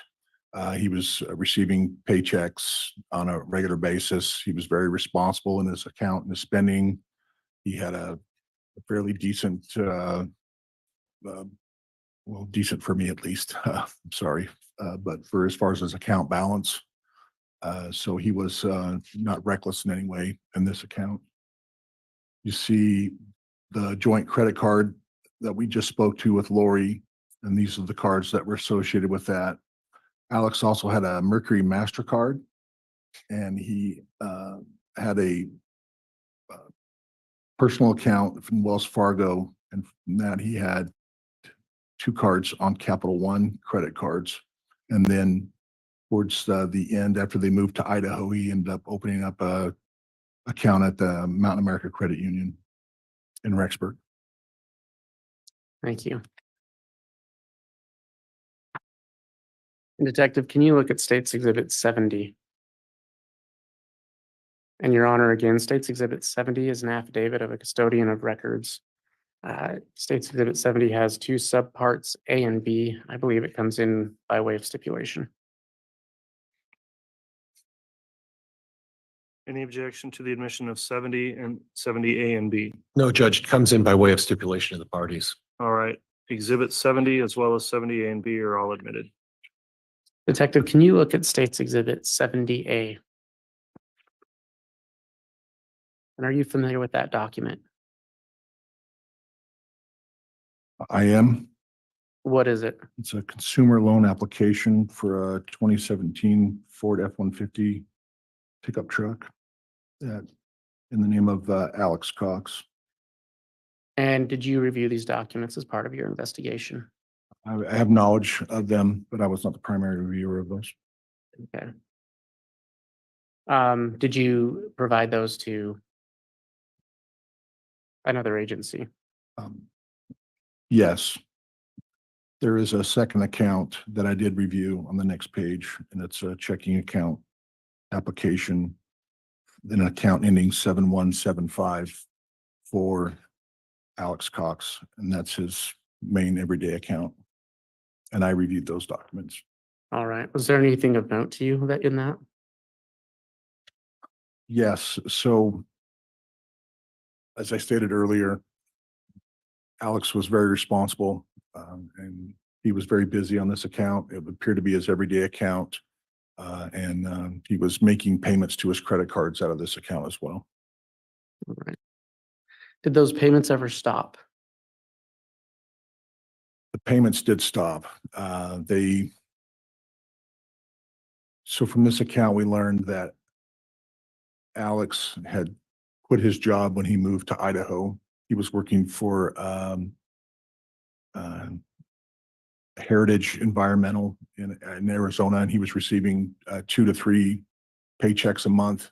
And at the end of August and beginning of September, he had quit that job and moved to Idaho. Just before he quit his job, he received a loan in the amount of $21,000 in August. I believe it was August 8th. And from then on, he had no income, no regular income, because he was not employed that we could tell. All right. Is there anything of significance in terms of purchase history in these documents? Yes, Alex begins to in August begins purchasing firearms and firearms related items with this account and the credit cards. And you said in August, what year was that? That's 2019. Right. And is that purchase history different from the rest of this account? Sorry, I don't understand your question. The purchase history of firearms, is that something consistent through that account or just starting in August? It just started in and around August.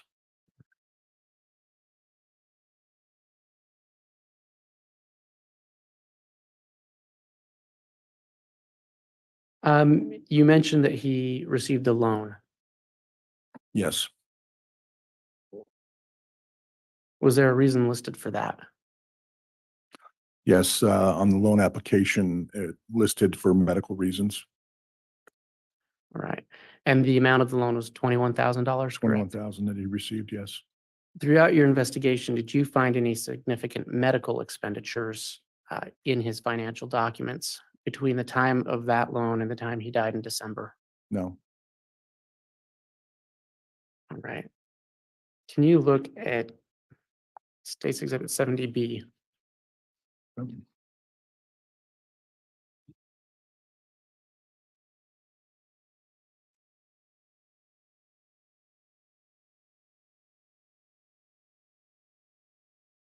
what is that? 70B is just a list of monthly statements dated from 2/21 of 2019.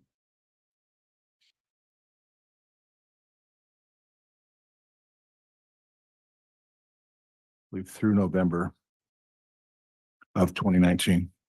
And were those the documents you were relying on for your most recent testimony? Yes. Okay.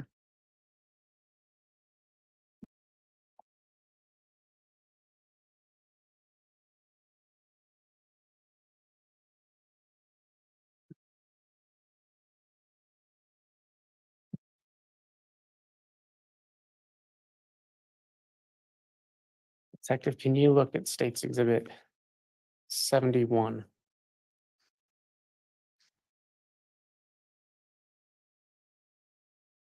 And Your Honor, State's Exhibit 71 comes in by way of custodian of records affidavit So I believe it's stipulated to, and just has one subpart A. Any objection to the admission of 71 and 71A? No, Judge. Very well, 71 and 71A are both admitted. Detective, do you recognize State's Exhibit 71? Yes, it's the custodian of records. Oh, and I'm sorry. Can you look at State's Exhibit 71A? Yes, this is the loan application for through Lending Club for the $21,000 loan for And- Alice. And was this the loan we were talking about for medical expenditures? Yes.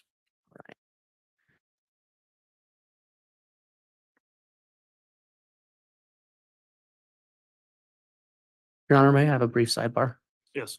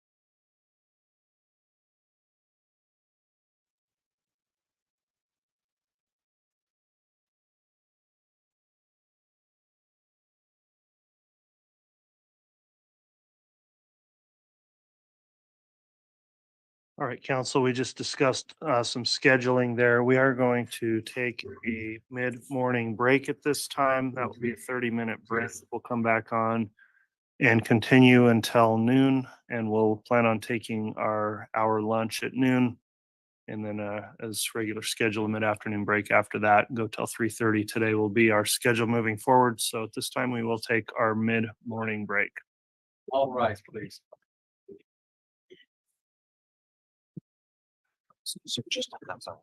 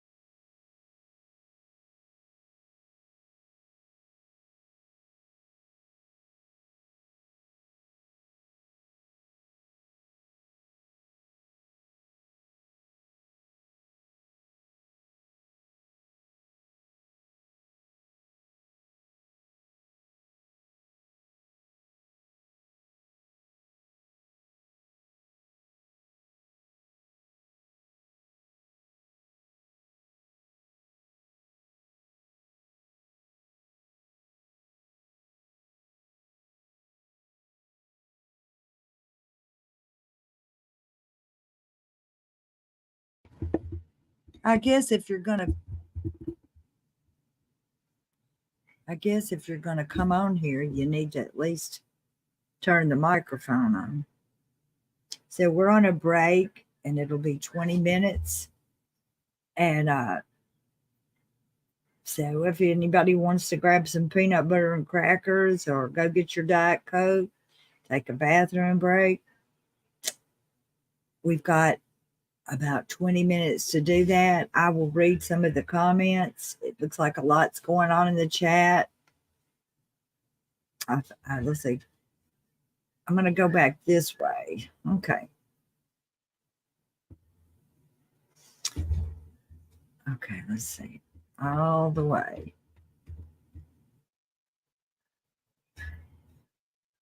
Okay. That poor detective, let's see, what was the detective's name that just spoke? Chuck. We're going to call him Chuck. Chuck got emotional several times telling about these. Just even telling the finances, thinking about what the kids did in the last day. I guess it was mainly about Tylee's last day and the purchase she made, which would be normal purchases for a teenager. So let's go back. I'm going to try to read these comments. Okay. JP said he must have took notes about Chad Slug looking like a missionary. Even the ties have been changing colors. Oh, John Pryor told him he didn't need to look like a missionary. I don't know, but that is notable. So Lies Jewel says, I've got a busy day ahead. I'll be in and out, but we'll keep my TV on so Cresha gets views. That's so sweet. That's so sweet. And recommend us to your friends. Get your friends to check in with us and follow along if you can. The more the merrier. The more views, the better. Let's see. New comments. Fun to Ski asked a question. Does the LDS believe in God? So it will be interesting to see adult children place their hand on the Bible and promise to swear to tell the truth. Fun to Ski, they do believe in God. I think it's maybe a little different than the way you looked at it, but the way that, let's see, mainstream, we'll call it mainstream, or we can call it what an overwhelming number of other people view God to be. I don't know. I better backwalk all of that. TC says, I have my TV, phone, and computer all gone. Well, since you said that, TC, that's a fine idea. And I actually have my computer going.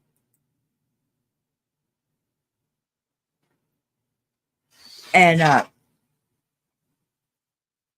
Trace on the case says, it was detective in Ethan Crumley's case who was cheerful through the whole thing. Yes, it's very hard on these people to have to, the law enforcement to have to deal with these monsters. That's their job to deal with these people. So you can understand when somebody does accidentally get into some kind of trouble, they don't have much time for that because most people say it, whether it's true or not.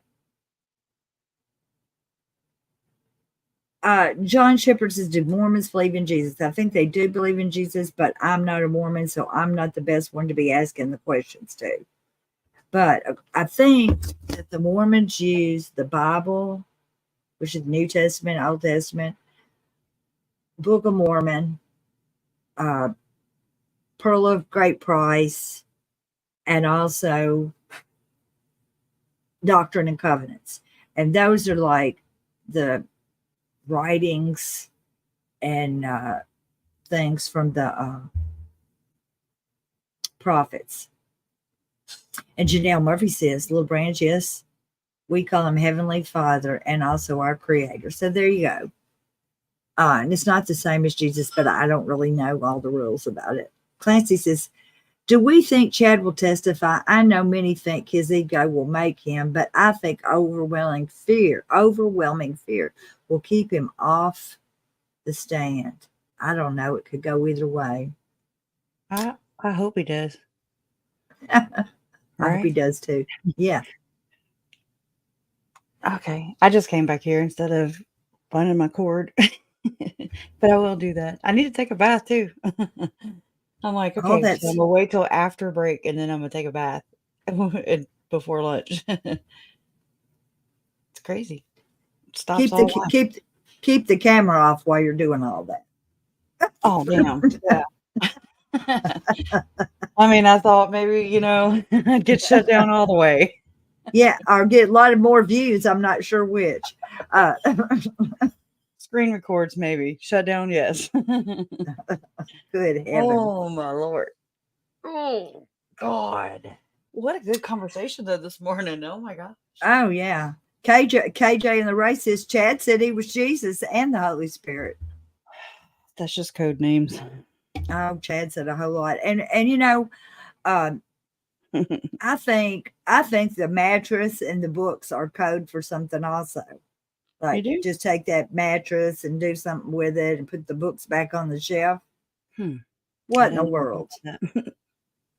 Only fans for Jesus. Sorry. Oh my gosh. Oh, Oh heavens. my God. I know y'all been making me laugh. And they finally shut the dang shades right as we're closing out for lunch. And probably the sun will change directions and it won't make a difference. It's tangible now. We can see that Chad has gone dark. It matches his soul. And it's just, we're able to see that now. Our eyes have been unveiled. Yeah, but yeah, the shades being shut, that did a big difference. Natalie says, a lot to say for someone who said they weren't coming back home. Precisely. I mean, boom,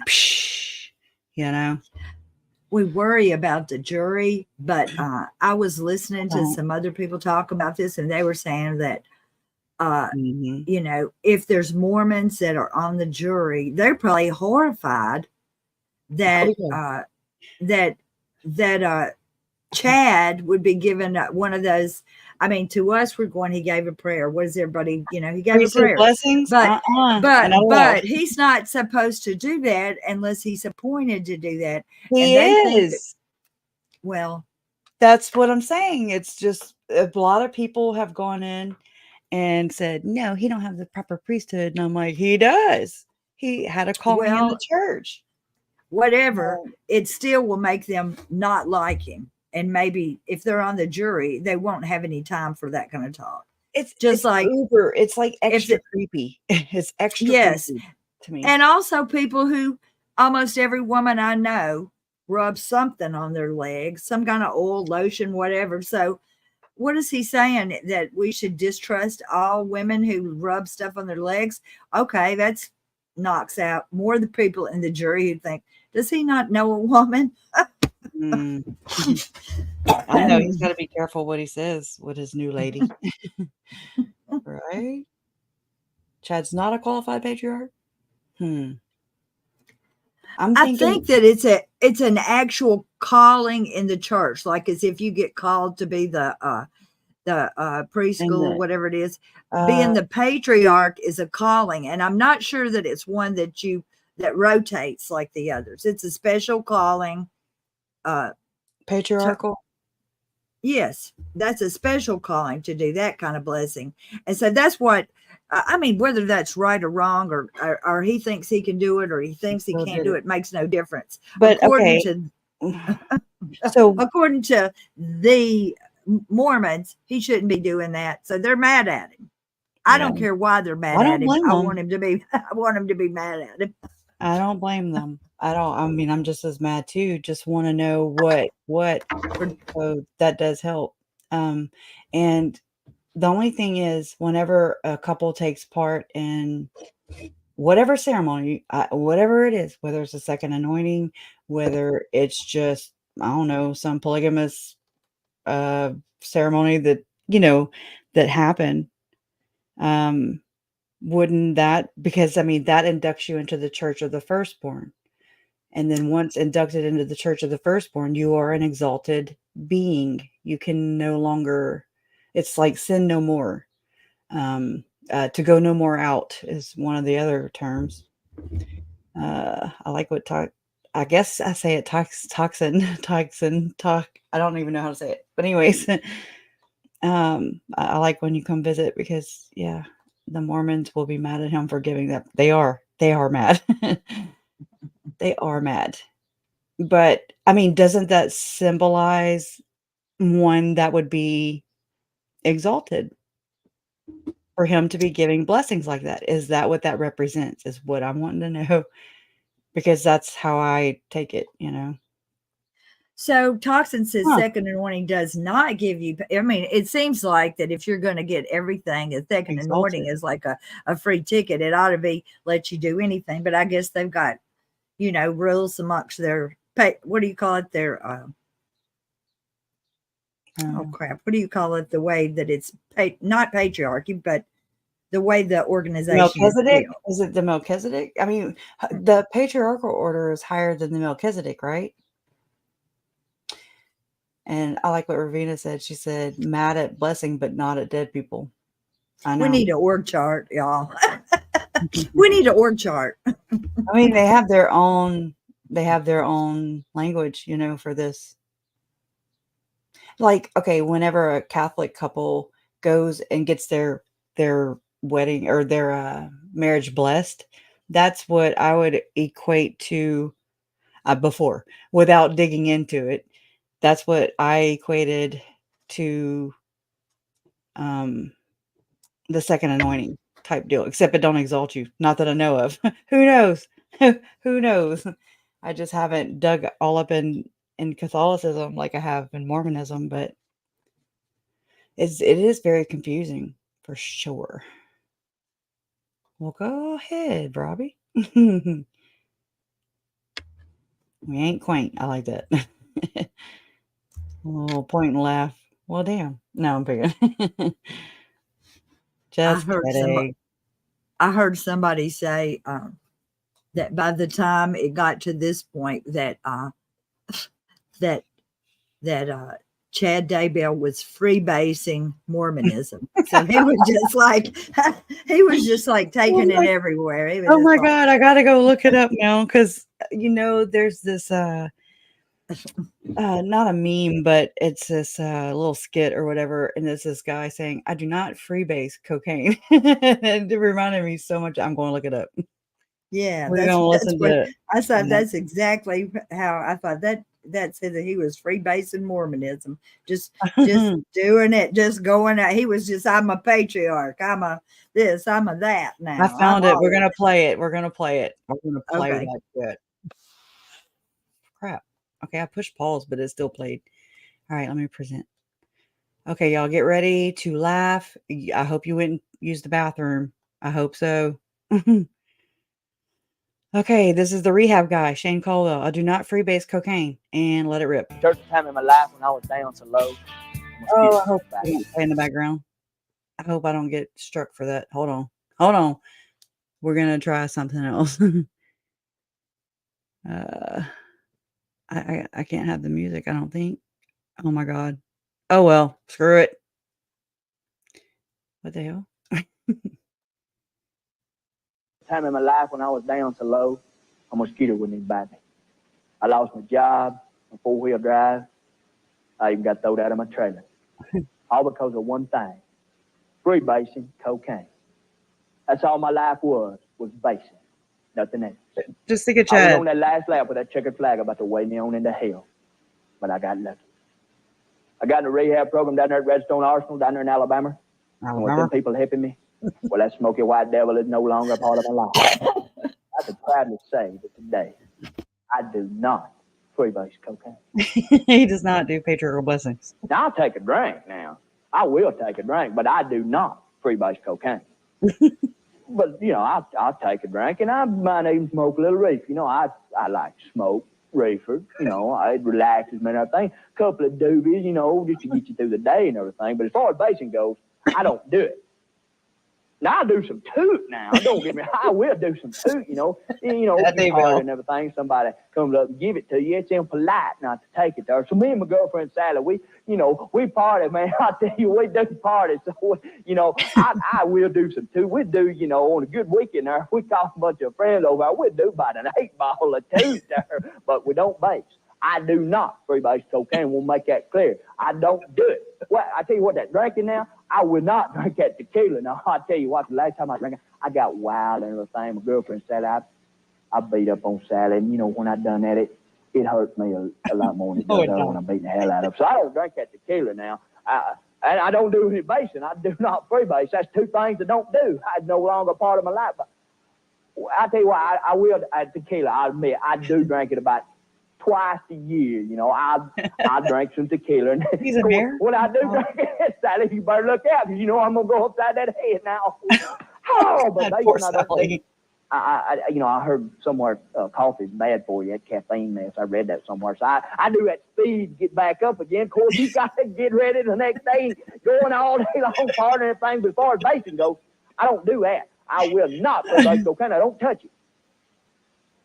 Unless it's my birthday, something like a special occasion, I'll get out that pipe and I'll base. I won't freebase cocaine if I'm behind the wheel of a car. I won't do it. If I'm driving the car, I won't do it unless you stopped in traffic. You're gonna be there a while. Ain't nothing on radio. I'll pull out that pipe and I'll base.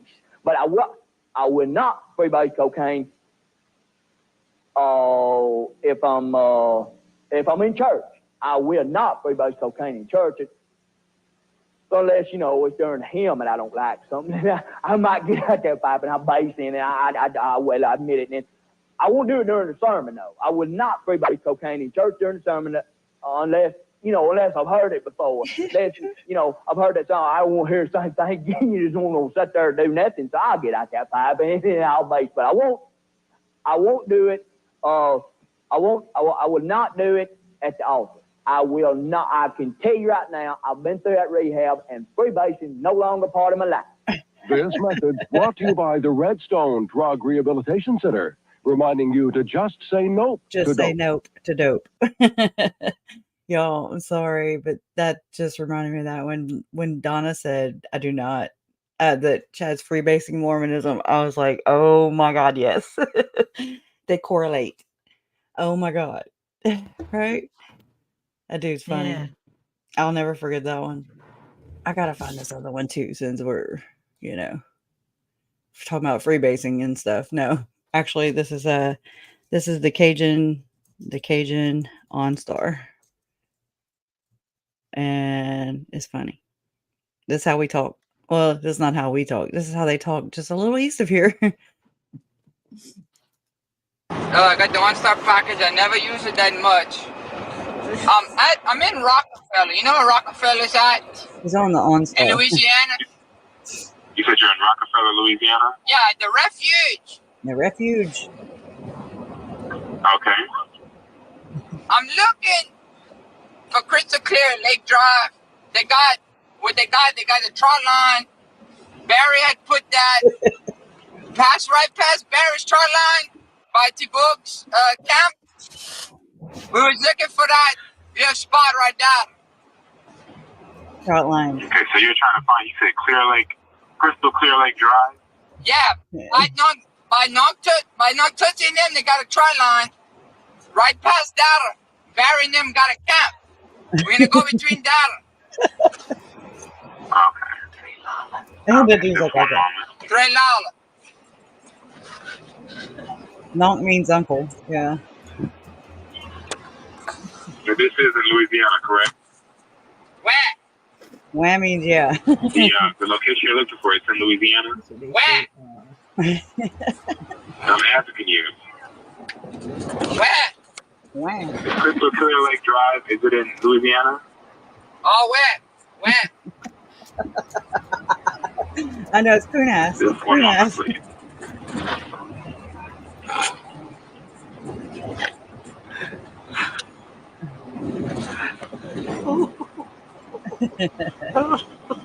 Wah. Poor OnStar dude. Wah. It's boots on that. Yeah. I'm It's still boots. searching for it. It'll be just a Boots. moment. They got a store that we pass by. It's called Boots. Boot. Boots. BOOTH. Comma to the top S. Comma to the top S. Boots. Oh, that's our roads too. Oh Lord.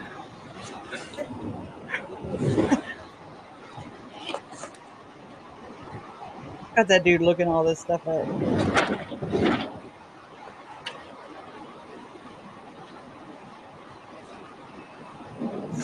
Wah. Yeah, I don't have any listings for that. For Boots Grocery? No. Boots Grocery. What city is the Boots Grocery in? Grand Chenier. Grand Chenier. Grand Chenier. Branchmere. Okay, let me check that area just a moment. Where? Yeah. Russia. Yeah, no.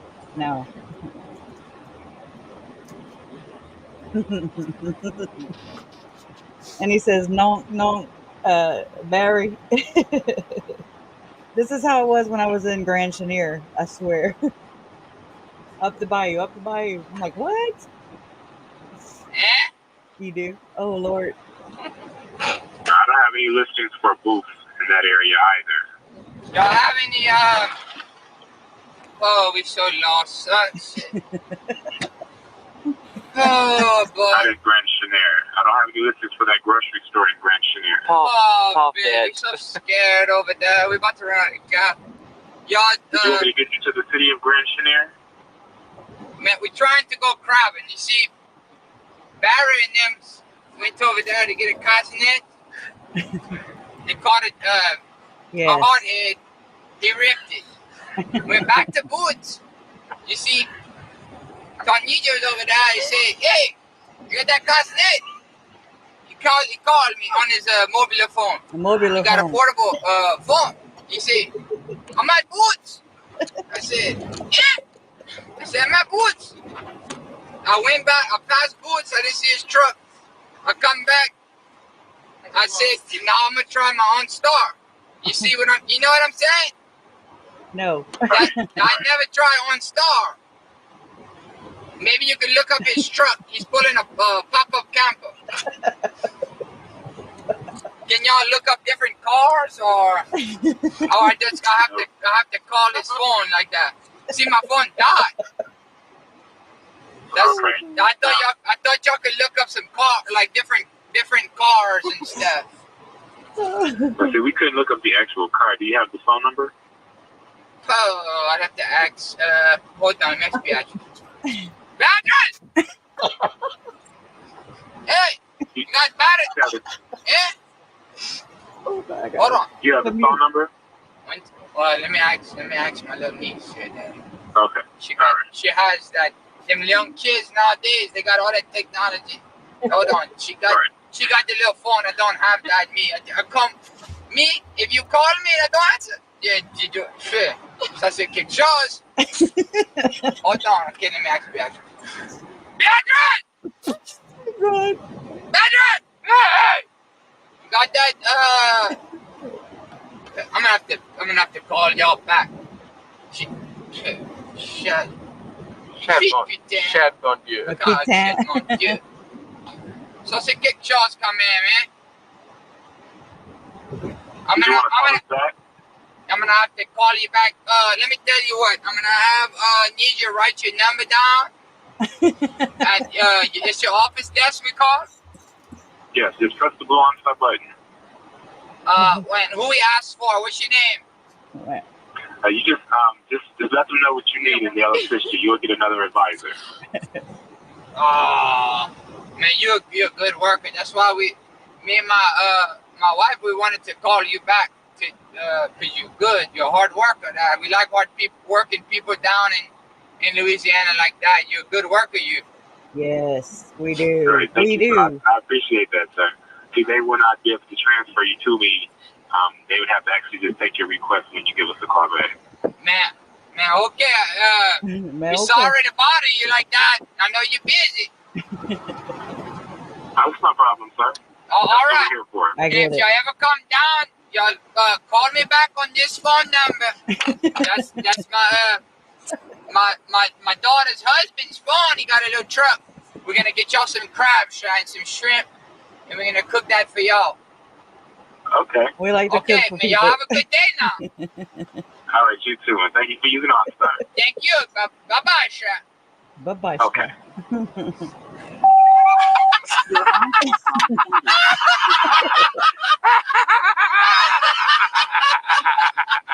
you get that whole thing? I sure did.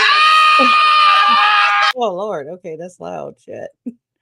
My goodness. Okay. So, all right. I've been wanting to share that. Been wanting to. Just waiting on these couillons in the courtroom to come back. Yeah, I know it's hard to understand them. That's how you got to like watch their mouth, or be from here and you can kind of pick it up, you know. He was talking about booth, grocery store, and a nonk. It's uncle. It means uncle here, and then everybody yells at the kids. They're like, hey, like you said, Mildred. Anyways, and yes, we love to cook for people. We do, we do. I didn't cook when KJ and Mr. Wayne came down, but I sure conjured it up. And we had some crawfish. That was good. You get your plants from experts. Man, my mom can kill a plant, y'all. Like it's nobody's business. She always tries to grow them too. And so at one point we moved to Houston to do that program thing that like what Uncle Charles and Lori did, where you rent a house, but you rent it from the realtor or whatever because it's for sale, and you like stage it, okay? And so all you really have to do is pay for the lawn service, the electricity, whatever utilities you need. Well, anyways, so I moved to Houston with mom, me and my two little kids. We lived in the 6,000 square foot house. And we went anyway. So there was a restaurant named Boudreaux's over there. And so, I mean, I know it's just Houston, it's 2 hours away, but I like home. So we went to Boudreaux's and they had this little plant in there and it was an ivy and it kept tickling my arm, like where we were sitting. So I plucked it and I stuck it in my purse and then I just stuck it in dirt when we got home and it just grew and grew and grew. And then mom killed it. When I left Houston. So anyways, all that just for that, right? We're just waiting on them to come back. It should be just a few minutes because Yeah. it's been almost 30 minutes. All right, Jeannie. Okay. That reminds me of Larry's phone. Larry's phone's loud and just like that. Cooking for folks is an honor here. It's like an offering of part of your soul. Yes. When we used to transport offshore crewmen, there's some guys, sometimes they'd be docked here, that we drove for. We would, so the same company, and mom would go and make the biggest pot of gumbo. She would use a boat paddle, an oar, to stir this pot because it was outside on a crawfish burner, or that's what we call them. But I mean, and then she'd put it in Tupperware and then we'd haul it up there to those guys that were not able to be home for Thanksgiving with their family. She'd just make a big gumbo for them. Oh, Lord. TC. Oh my God. It is your cousin. I'm joking. I don't remember his name, but I mean, it's an old video too. Old. It's Pave Nonk Shaw's got lost while crabbing in the refuge. Merci on Star for helping Nonk. He was so scared him. That's just another Louisiana thing when they say, I don't know about, wait, they'll say something, me, me. That's how they talk. And it's not really Cajun French. It's like it is Cajun French. It's and it's not a slur. Not where I come from. It's a kunas. I'm trying to see when. Oh, July 12th, 2009. And it's Nonk Shaw's YouTube channel. Right? But the freebase and Mormonism, straight up, Chad, he's like, oh, but I do not freebase Mormonism. Except, hey, Lost Cookie. Brady Punch Phone. Oh, Brady Bunch Phone, yeah. Like the OnStar. He's talking to a guy on the OnStar thing. Anyways. They got another one too. His name is Poo Poo Broussard. Straight up, Poo Poo Broussard. And he says, my lips is chapped, sha. Anyways, I'll have to dig that one up too for the next break. So there you go. Break it up a little bit. Hey, Drainage District. So good to see you. Glad you're here. He mainlines Mormonism. John Shepard says, yeah, that too. That too. Do you have any idea what week Kay will I thought maybe she'd be the first. I really did. They doing it all weird. Oh, you live in New Hampshire, and after everything, we say me, and everyone asks us why. I don't know about that, but I don't know about that, me. I know it's different.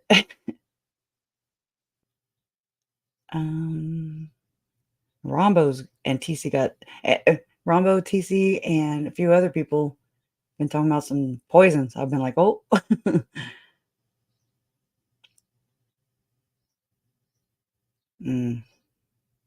He's a Termu Mormon or Timu. Your cousin married a Cajun. I will die if that's them. Oh Lord. Oh, here they are. Okay.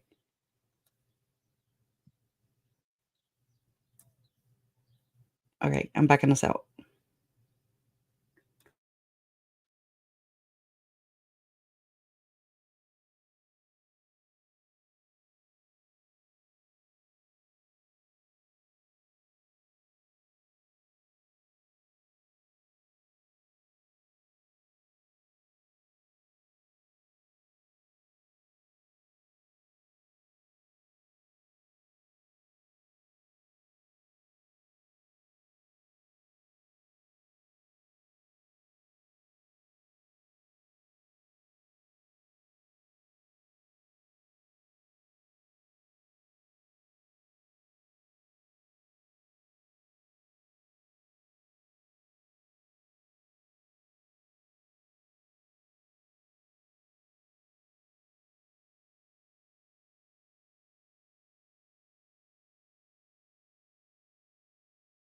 They need to shut the blinds again. He's dark. That's just it. It matches his soul. That's what it is. Yeah, I think Donna messaged Nate. Keep the blinds closed. I know they're electric too. All they gotta do is push a damn button. A bouton. All right, I'm gonna shut up. Hey, don't talk to him. Stop talking. No talking in murder trials. Triple murder trials. A-hole. Yeah, it matches his soul. I don't think it's a coincidence, Gene P. I think it might have been just to scare him. Could have been. That's part of this clan's mentality. Fear. Fear makes them silly and not think right. And according to Lori, accidental overdoses happen, right? Hey, Marilyn. Oh, Lord, it's still winter here in England. Well, my goodness. He is really dark. He is so dark. Yeah, I've noticed my parents got new glasses. I saw my mom the other day in person, right? But they freak me out with them dark glasses too. I'm like, what are they doing? It's those transitions. We don't have anything today on Zoom either. There's no Zoom hearing. Okay.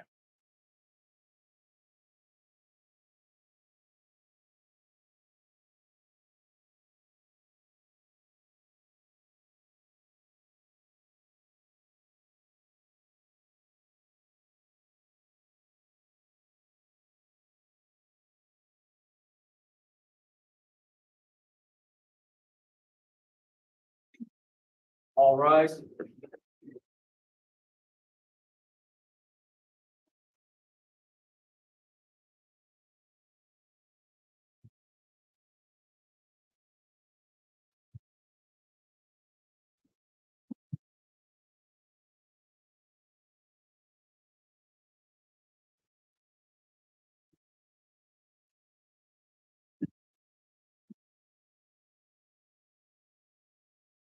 Your Honor, the jury is present and accounted for.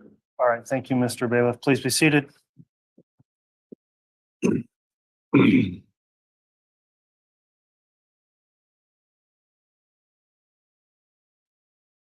Okay, we're back on the record on KCR 22211623, State of Idaho versus Chad Daybell. The state's continuing with its case in chief. Detective Considis is on the stand and has previously been sworn and is under oath.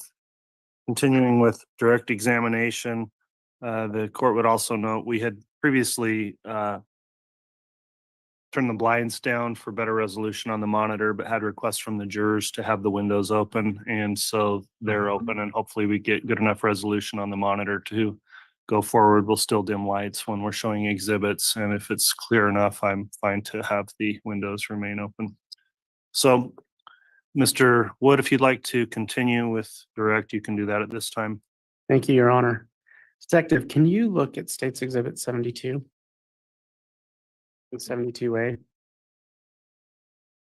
And Your Honor, I just represent, this is 72 is a business record affidavit and 72A is the one subpart. And I believe it comes in by way of stipulation. All right, exhibit 72 has been offered as well as 72A. Without objection, those exhibits are admitted. Detective, do you recognize State's Exhibit 72 and 72A? I do. What are they? 72 is the affidavit of record for Credit Shop, which is the parent company for Mercury, for a credit card application for Alex Cox. And did you serve a warrant or subpoena to obtain these records? I did. Did you review these records? I have some knowledge of this account, but I was not the primary reviewer. Did you provide these records to another law enforcement agency? I did. All right. Michael Douglas, forensic accountant at the FBI. All right, thank you. Can you look at State's Exhibit 73 and 73A?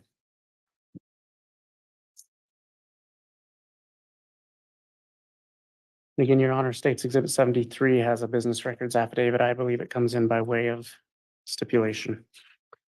That is correct, Judge. Okay, so 73 and 73A are each admitted as well. Detective, are you familiar with this document? I am. What are these documents? This is 73 is a business records declaration for a Wells Fargo account in the name of Alex Cox for a Visa credit card. And did you serve a warrant or subpoena to obtain these records? I did. Did you review them? I have some knowledge of them, but I was not the primary reviewer of this account. Did you provide these documents to Mike Douglas at the FBI as well? I did. Thank you.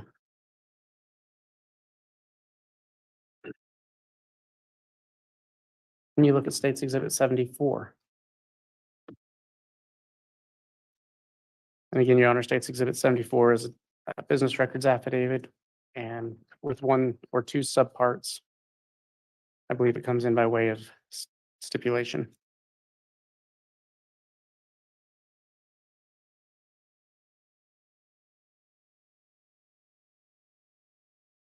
Detective, are you familiar with State's Exhibit 74? Ma'am, Your Honor, may that be admitted. Any objection? no objection. Exhibit 74 and 74A and B are admitted. And are you familiar with these documents? Yes. What are they? It's a declaration of records from Capital One for 2 applications of credit cards in the name of Alex Cox. And did you review, did you obtain these through warrant or subpoena? I did. Did you review these records? I have knowledge of them, but I was not the primary reviewer of these. And does that apply to 74A and B? You Yes, provided those to Mike Douglas? yes. Thank you.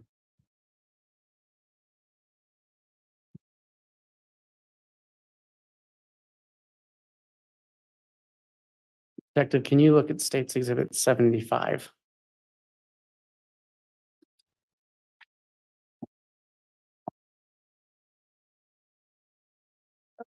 And Your Honor, State's Exhibit 75 is a business records affidavit with one subpart. I believe it comes in by way of stipulation. Any objection to 75 and 75A being admitted? No, Judge. All right, 75A and 75 are each admitted. Detective, are you familiar with these records? I am. Did you obtain those through warrant or subpoena? I did. Did you provide those documents to Mike Douglas of the FBI? I did. Detective, is it fair to say that you reviewed Alex Cox's financial information, specifically the Desert Financial? Yes. Did you prepare a demonstrative chart to show a timeline of its financial records and spending? Yes.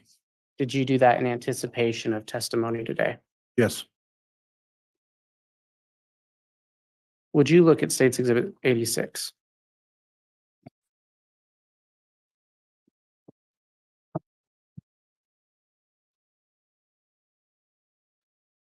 Is this the chart you've been preparing? That you spoke of preparing? Yes. And did you do that to aid the jury in understanding the timeline of some of Alex Cox's banking and events in this case? Yes. And is that document a true and accurate representation of what you created? Yes. Your Honor, for demonstrative purposes, the state would ask that State's Exhibit 86 be entered into evidence. No objection, Judge. Very well. State's Exhibit 86 is entered. And may I publish? You may.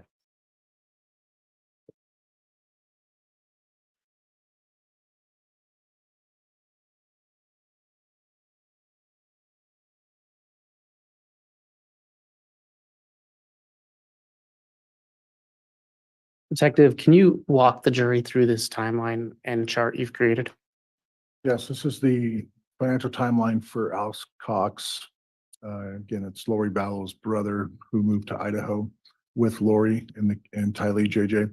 So this is dated from February 7th, 2019 through December 12th. And December 12th is the day that Alex died. So that's where it stops. But you see in the dark blue part of the timeline, you have the financial credit union 7175. He's got a steady income, regular monthly deposits from his place of work, the Heritage Environment. Everything, I can reiterate, he was kind of responsible in the sense that he was paying his bills and paying on his credit cards. In August 9th, he applies for the $21,000 loan and receives it, and it's deposited into this account. So from August 10th through October 24th, you see here that Alex makes 46 transactions for gun-related purchases. Again, this covers the accounts and the credit card, the financial account, but he's paying on the credit cards through this account. So at the end of August, he quits his job and they move to Idaho with Lori and the kids, and he's got no job, no regular income. And then we see here on November 13th, he opens up the Mountain America Credit Union in Rexburg. And then a short time later, he dies on December 12th. Thank you. Detective, as part of your investigation, did you review financial documents for Chad Daybell? I have some knowledge, but I was not the primary reviewer for Mr. Daybell's counts. All right, but did you obtain any documents for Mr. Daybell? I did. Are some of those documents ones that you testified to earlier that you handed off to the FBI to look at? Yes, But you helped write subpoenas and warrants and obtained financial documents for Mr. Daybell. I did. So far, you've provided 2 lists of financial account attribution lists, one for Lori and Tiley and one for Alex Cox. Did you prepare a similar list for the documents you received for Chad Daybell? Yes, Did you prepare that in anticipation of testifying today? yes. Can you look at State's Exhibit 76?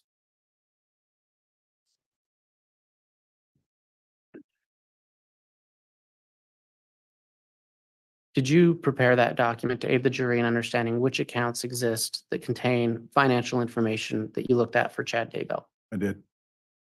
And is that a true and accurate representation of the list you created? Yes, Did you do that to aid the jury in understanding the documents that you were looking at? yes. Your Honor, I'd ask for demonstrative purposes that State's Exhibit 76 be admitted.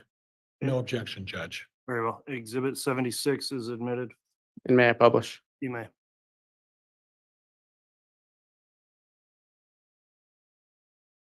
So here's the financial account attribution list I created for Mr. Daybell.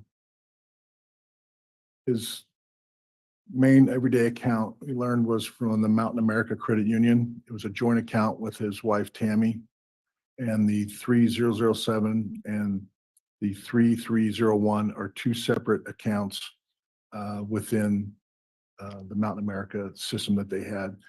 And the second account here was for Spring Creek Book Company, and that's the company that Mr. Daybell owns and with his publishing and selling of books. And there was 2 credit cards assigned to this account, one card ending in 3136 and one card that was issued to Tammy, and the last 4 numbers were 7171. After that, we have a First Hawaiian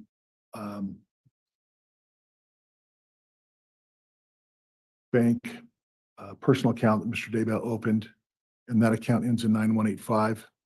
There's a Citibank credit card that Mr. Daybell opened an account with. There's also a Visa card associated with the Wells Fargo account. And the last one on the list here was a Capital One account with 2 cards issued, one to Chad and one to his wife, Tammy. Detective, can you look at State's Exhibit 77? Your Honor, again, State's Exhibit 77 is a certificate of authenticity of this business records, and there are subparts A through I. I believe this comes in by way of stipulation. 77 and 77A. A through I. I have been offered. Any objection? No, Judge. Very well. Exhibits 77 as well as 77A through I are all admitted. Detective, can you look at State's Exhibit 77A? Yes. What is that document? It is a monthly statement associated to account 3301 for, say, Spring Creek Book Company. Okay, and did you review this document? I have some knowledge of it, but I was not the primary reviewer. Did you serve a warrant or subpoena to obtain this? Yes, Is this a document that you handed off to Mike Douglas as well? yes. All right. Can you look at State 77B?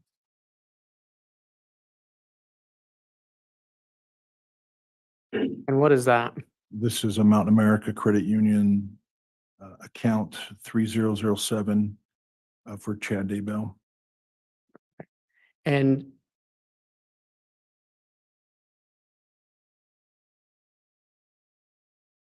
is it a joint account? It's a joint account for Chad and his wife Tammy. And it's, I'm sorry, in State's Exhibit 77A,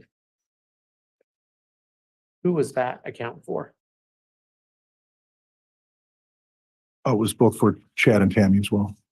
And was it involved with Spring Creek Book Company? Yes, Do you know what Spring Creek Book Company is? it's the business Mr. Daybell owns for publishing and selling of books.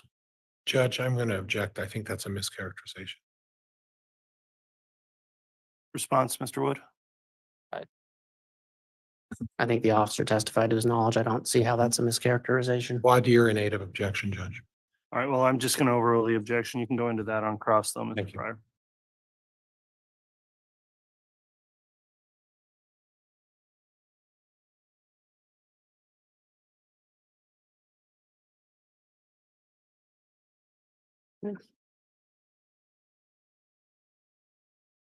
Detective, can you look at State's Exhibit 78?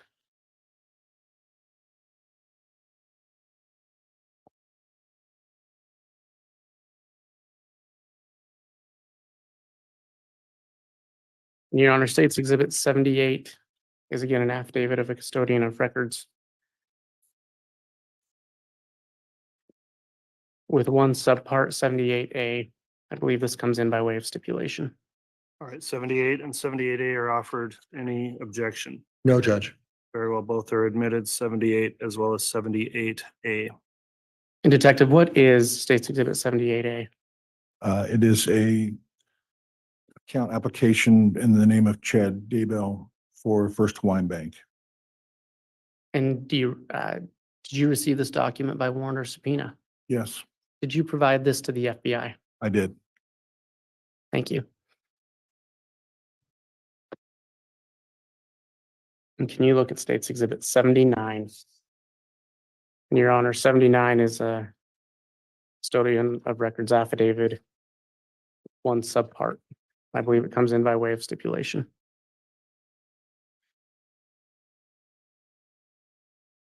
That's correct, Judge. Very well, then as offered, Exhibit 79 and 79A are both admitted. Detective, what is State's Exhibit 79 and 79A? 79 is an affidavit records for Citibank for a credit card in the name of Chad Daybell. Did you receive this document by warrant or subpoena? Yes, Did you provide it to Mike Douglas of the FBI? I did. Can you look at State's Exhibit 80?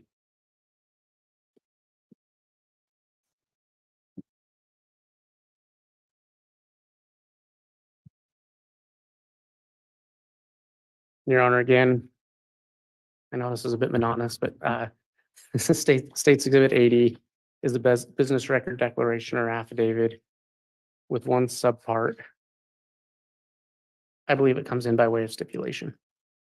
Any objection? There's, Judge, it's in by stipulation. Okay, well, they're only in once I admit them. So Exhibit 80 is admitted and 80A is also admitted.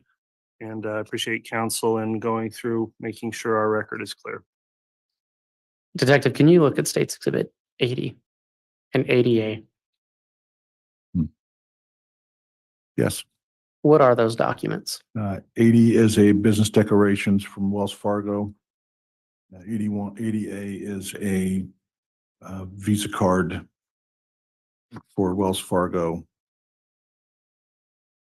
for Mr. Daybell. All right. And did you receive those records by warrant or subpoena? Yes, Did you provide them to Mike Douglas of the FBI? yes.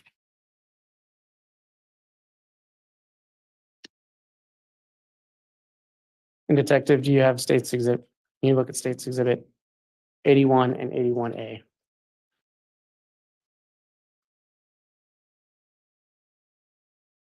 Again, 81 is a business records affidavit with one subpart. I believe it comes in by way of stipulation. That is correct, Judge. Very well, Exhibit 81 and 81A are both admitted. Detective, do you recognize State's Exhibit 81A? Yes. What is it? 81 is a business records affidavit for Capital One. And the subdocument 81A is the monthly statements for purchases on the Capital One credit card for Chad and Tammy Daybell. Did you receive those by warrant or subpoena? Yes, Did you provide those to Mike Douglas of the FBI? I did.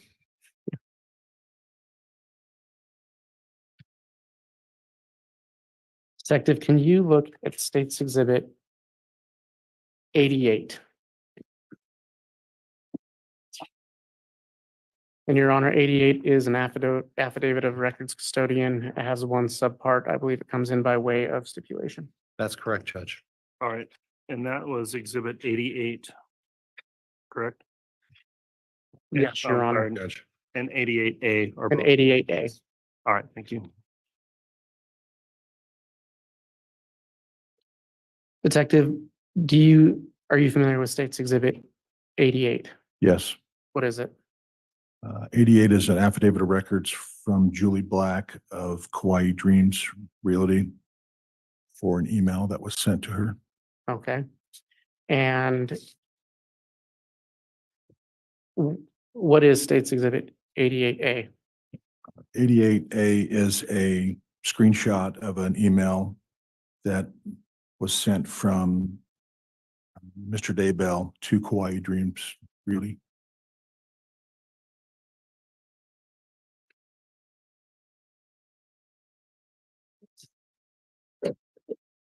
Detective, how did you receive this document? Well, I came into this document in February of 2020. Trying to locate the kids. We monitor social media sites and came across this document. And so I reached out to Julie Black to see the validity of this email and whether or not it was true or not. And, go ahead. And were you able to verify with her that this was an accurate document? Yes, And then she sent it to you with that records of an affidavit yes. or affidavit custodian. What date was this email sent? This date was sent, the email was sent on November 8th. See right here, 2019. That was about 3 days after Chad and Lori were married in Hawaii. All right. And who sent the email? The email address sender is chad.daybell@gmail.com. And who is the recipient of the email? Julie Black. And can you read the body of the email? I can. It says, we are interested in seeing this property. Would the owners be interested in leasing this property to a clean couple with no pets or children? Please let us know. Thank you. Detective, what was of note of this document or why was this document significant to your investigation?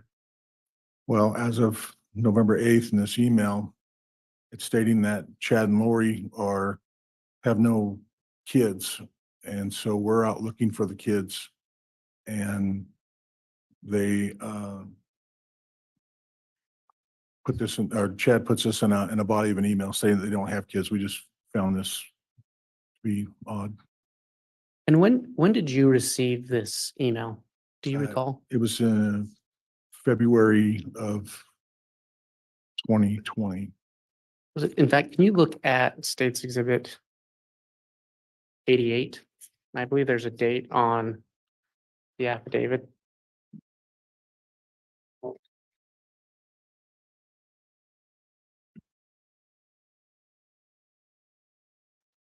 And what was the date that the affidavit was submitted?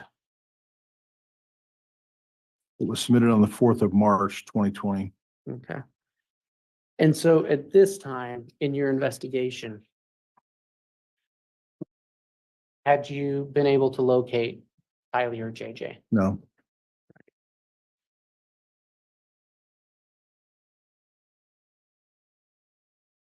And so was the significance of that to you that Chad Daybell, the husband of the children's mother, was stating they didn't have kids? correct. Judge, that's argumentative. It's a late objection, so it's overruled. It was answered. Detective, do you have State's Exhibit 90?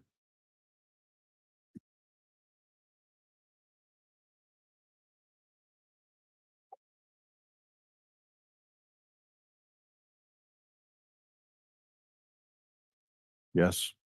Your Honor, again, State's Exhibit 90 is an affidavit of business records. There are two parts, 90A and B. I believe it comes in by way of stipulation. Any objection to 90, 90A, and 90B? No, Judge. All right, all three of those exhibits, 90, 90A, 90B, are admitted. Detective, can you look at 90A?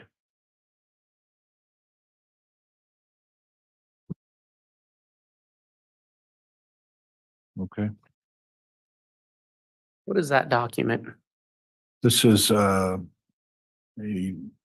subscriber information for Cable One. It's one of the online or cable services that's offered in Rexburg. It is named for Lori Vallow, September 3rd of 2019. And is there an address associated with that? Yes, it shows 565 Pioneer Road, apartment number 175. Right. And is there an email associated with that? Yes, the email listed is lollytime@icloud.com. Detective, why were these documents of interest to you in your investigation? Well, as we learned on her rental application when she was moving from Arizona to Idaho, she filled out the lease for apartment number 107. So when the warrants that were served, we found her to be living in apartment 175. The other area of that we'd like to inquiry about was there's a IP address that's associated with this account as well. And why was that of note to you? Well, later in our investigation, we found that Lori was in possession of Tylee's cell phone, and Venmo purchases were being made from this cell phone through this IP address. And so could you track those Venmo payments through that IP address? Yes. And when you look at State's Exhibit 90B,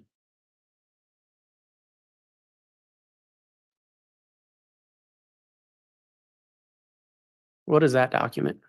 This is Cable One subscriber information in the name of Alex Cox for 565 Pioneer Road, apartment 107.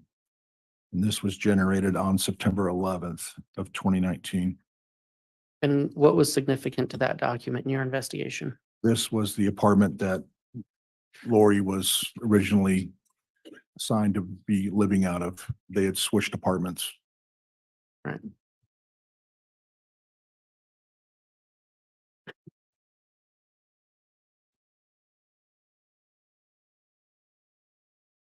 Detective, can you look at State's Exhibit 91? Again, Your Honor, 91 is an affidavit of a records custodian with one subpart 91A. I believe this comes in by way of stipulation. That's correct, Judge. Very well. Exhibit 91 and 91A are both admitted. Detective, do you recognize State's Exhibit 91A? I do. What is it? This is a letter from Windstream Services stating that we were looking for information of a Venmo that was sent from an IP address off of Tylee's phone. And so when researching the IP address, it came back to Windstream Communications. And so we reached out to them and said, do you have any information in regards to Tylee Ryan? And they said that they didn't. They just offer IP addresses or static IP addresses. And this was the IP address that we were inquiring about was issued to a residence in hotel in Kansas City, Missouri. So what led you to look for these documents? Again, we were Looking back on Tylee's BBVA accounts, we know that she wasn't receiving her regular deposits, and the money that was being deposited into her account was from Lori's account that Tylee had no control over. So she was sending money, transferring it into Tylee's account, and then it would be Venmoed off almost immediately. And so following up on those types of transactions, that's how we came to know this particular IP address. All right. And so there, just to be clear, a Venmo from Tylee's account was sent through this IP address, Correct. right? And do you know where this Windstream Services is located? They're located in Missouri. And did it give a date for that transaction? Did that- October 10th of 2019. Okay, so the Venmo went through that IP address on October 10th, Correct. 2019 in Missouri. Correct.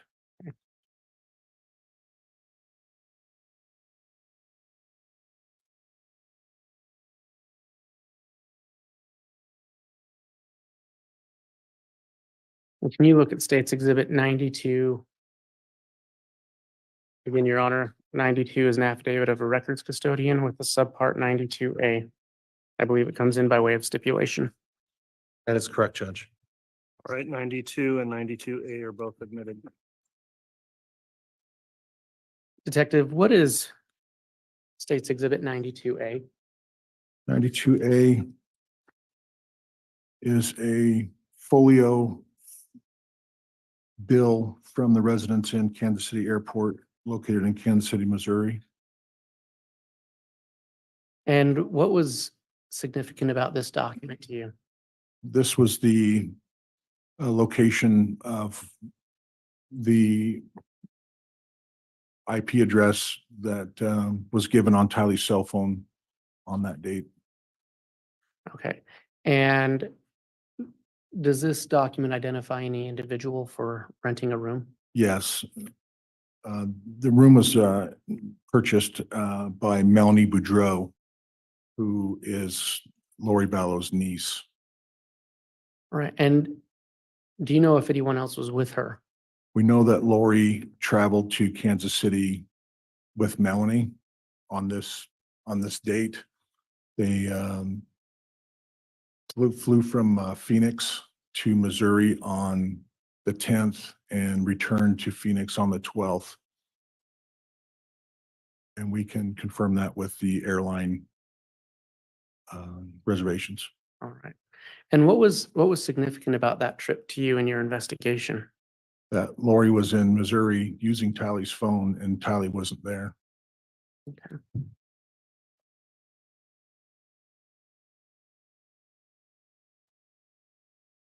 Were you able to verify through flight records where they flew from? I did. Where did they fly from? Bailiff? Where did they fly from? They flew from Phoenix to Missouri, according to the flight records.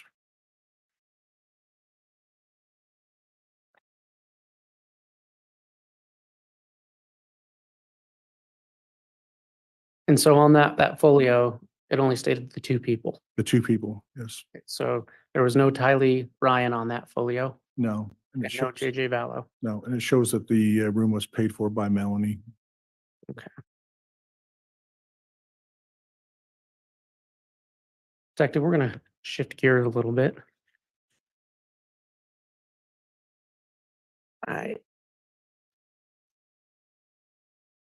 As part of your investigation, did you ever engage in any type of search for pharmaceutical records? Yes. What type of search did you do? In cases such as missing persons, we'll reach out if we have an idea of where the person we were looking for is living or has lived, and we will reach out to the state as a resource to the state pharmaceutical board and request if any prescriptions were filled that may lead us to a location that or an area that they may be in. And did you do that who did you do a search for? I did a search for JJ. I did a search for Tylee. There was one we searched for Melanie Boudreau as well, and also Lori. And how do you go about doing a search for pharmaceutical records? We'll reach out to the pharmaceutical board in the state and submit a request and let them know the circumstances, and they will then submit the information to you. All right, and does each state do that the same? Same premise, but they're all a little bit different. But we reached out to the state of Arizona, the state of Montana, and state of Hawaii, and the state of Idaho. Why Montana? Well, early on, as this case was unfolding at the very beginning, we were receiving tips, and one of the tips called in. They thought maybe JJ and Tylee were being held in a compound in Montana somewhere. So we just called upon that to check on that. And also that Melanie Boudreau at the time was living directly next door in apartment 174. So that's why her name was run as well. Detective, can you look at States Exhibit 94 and 94A? Your Honor, States Exhibit 94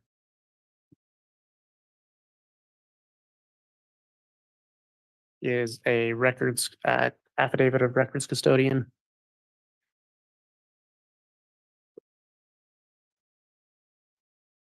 I may just have a very brief sidebar. Yes.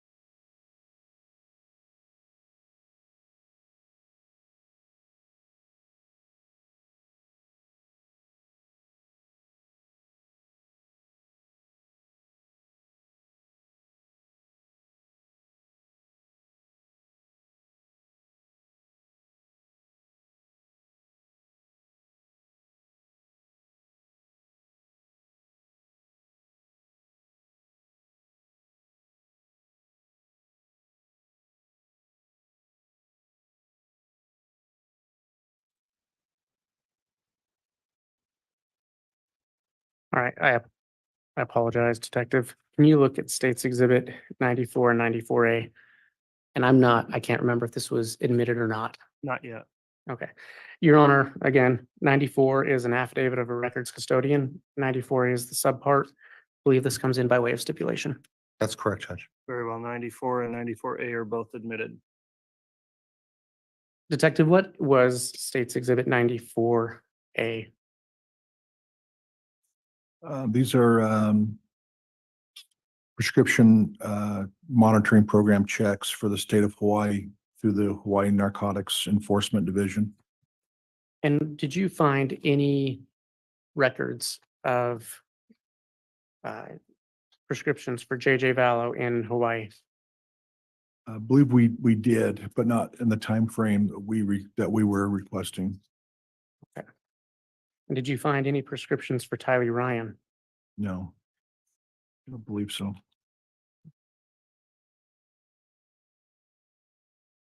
You mentioned checking in Montana. Yes. Can you look at States Exhibit 95 and 95A?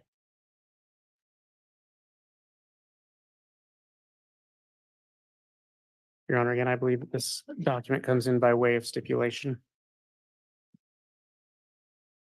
That's correct, Judge. All right, exhibit 95 and 95A, both admitted. And detective, if you'll look at 95A, when you submitted names to these states, did you just do one name or multiple names? We did multiple names. We knew that when we were looking through the airline records, JJ would fly under the name of Ryan, or he'd fly under the name Fallow. So we just, we would use both last names when we were searching, researching for this. So what was the name you searched for on this page? JJ Ryan, And here? Joshua Jackson Fallow, Here? Joshua Jackson Ryan, Here? Melanie Boudreau, On this page? Melanie Pulowski. This would be Melanie Boudreau's current last name. She had remarried in November of 2019.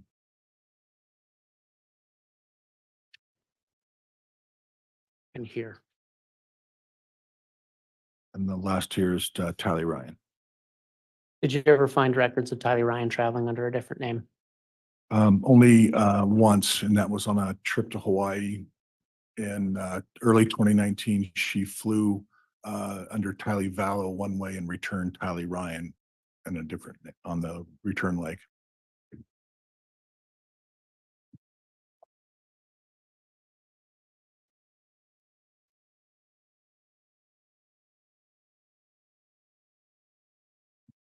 And detective, did you, excuse me, did you perform that search in Idaho? I did not. Another detective did, but the search was performed. And are you aware if any results came in from that search? There were no results. All right. And any results from Arizona? No results from Arizona, although they live down there. I was educated that Arizona only keeps track of narcotic analgesics or painkillers, opiate based drugs. That's all they keep track of. They don't do anything for any other types of medications. Detective, can you look at State's Exhibit 96? In your honor, 96 is an affidavit of a records custodian. And it has one subpart A. Any objection to 96 and 96A being admitted? No, Judge, thank you. Very well, both are admitted. Detective, can you look at State's Exhibit 96A? That is.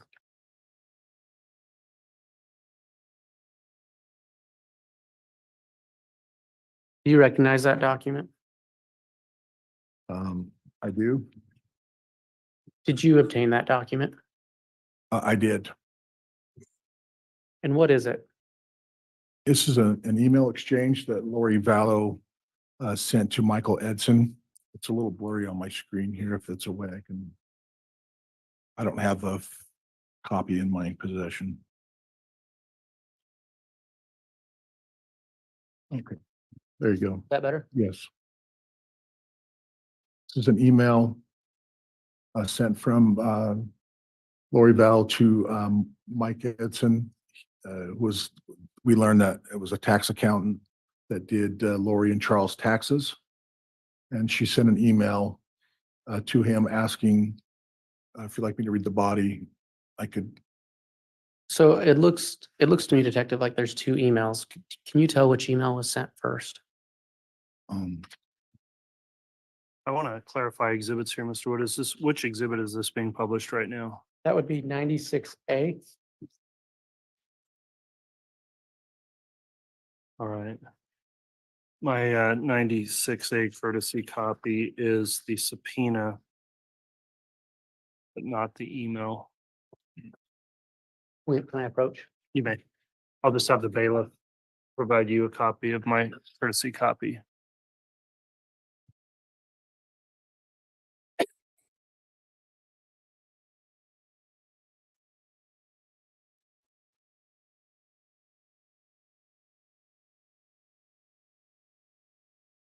And if I don't, it's fine. You're correct. Oh, well, all right, strike.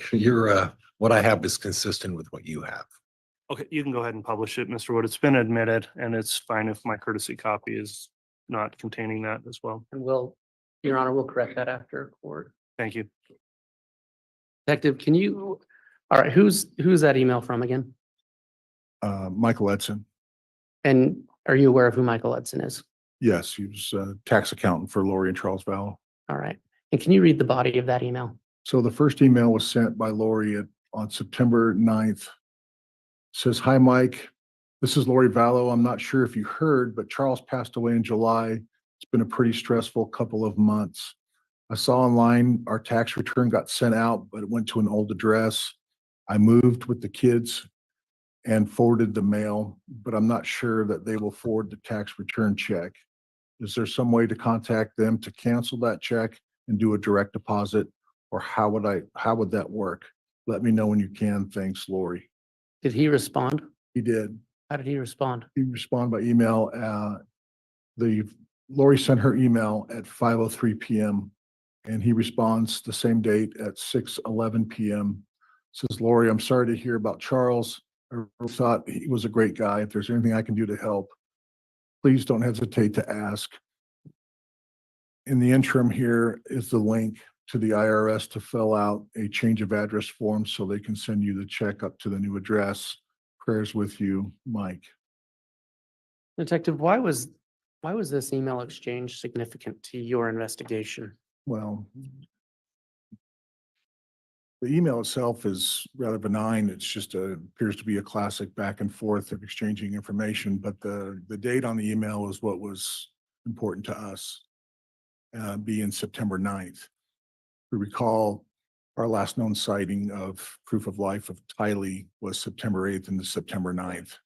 So we believe the investigation has found that Tylee was no longer living at the time of this email. Okay. And was it significant to you that was just one day after her last known sighting? Yes.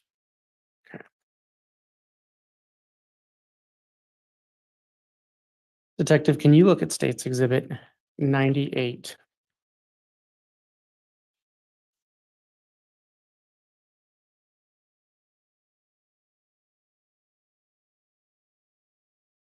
And Your Honor, this is 98 is a certificate of authenticity with one subpart 98A. I believe it comes in by way of stipulation. Very well. 98 and 98A are both admitted. Detective, can you look at State's Exhibit 98A?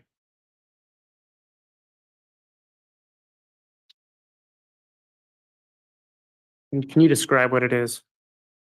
98A is airline information that we received via search warrant for 2 American airlines. We requested several names in the warrant to see if we could find out whether or not Tylee or JJ were on a plane somewhere during our search for them. And these are the American airline records. Correct. And did you find any history of Tylee Ryan or JJ Vallow or Lori Vallow on these documents? There were several flights for Lori during the period of time we requested from January 1st of 2019 through 2020. And there was only 2 flights that were listed for Tylee, and one was in February and one was in March, and they were both round trips to Hawaii. But there were no flights for JJ. So, no, I'm sorry, did you say no flights for JJ? No flights for JJ on American Airlines. And what was the time frame in which you asked for these records? January 1st of 2019 through the end of the year. And do you recall why that was? Well, we knew that they had moved up to Idaho in September, but we wanted to see if there was any regular places that they went to or visited that we may reach out to another agency or something to try to find and locate JJ and Tylee. All right. And so to clarify, you stated you found 2 flights for Tylee Ryan to Hawaii Yes, and multiple flights for Lori Vallow. correct. And also Chad Daybell. Oh, okay. And what of those flights of Lori Vallow are of interest to your investigation? Well, the biggest one was in and around time of that Tammy Daybell was killed.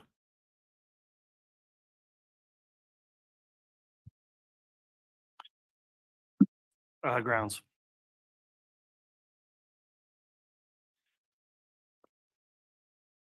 Sustain. Um, I'll strike just the last part of the response saying Tammy was killed. all right. Are you aware of what day Tammy Daybell died? Yes, it was the 19th of October, 2019. All right. And so one of these flights of Lori Vallow coincided with that death. Is that what you're saying? Yes. And there was another flight as well that was in and around that time that was pertinent to us. And what flight was that? That was the flight in early November where Chad and Lori flew to Hawaii to get married. They were married on November 5th, and they flew out on the 3rd of November. And that was on these American Airlines documents. Correct. Okay.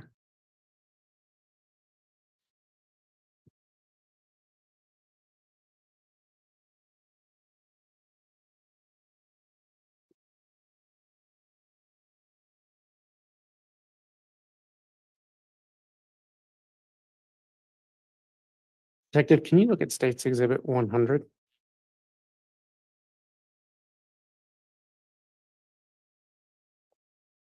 Your Honor, State's Exhibit 100 is a business records affidavit with one subpart A. I believe it comes in by way of stipulation. Any objection to the admission of 100 or 100A? All right, both are admitted. Detective, State's Exhibit 100, what is it? It is business records affidavit for Southwest Airlines. And what is 100A? This are airline information reservations for Southwest Air. And did you find anything in these records that were pertinent to your investigation? We found that Lori and Charles traveled on this airline through 2019, and we learned that JJ had flown 6 times, but that was all prior to them moving to Idaho. Okay. And do you know what those flights were? They were flights from Phoenix to Houston, where Charles Vowell lived at the time, and JJ would fly back and forth between Phoenix and Houston to visit. Okay.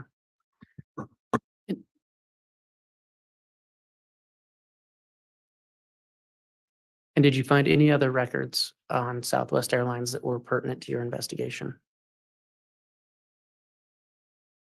Just give me a moment.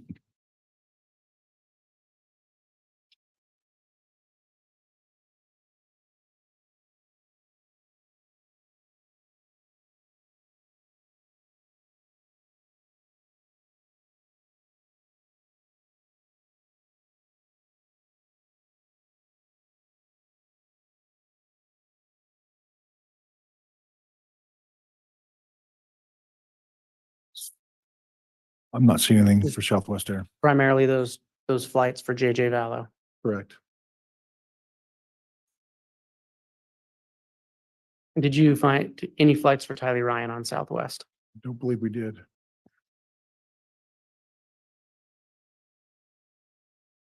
Detective, do you have State's Exhibit 99?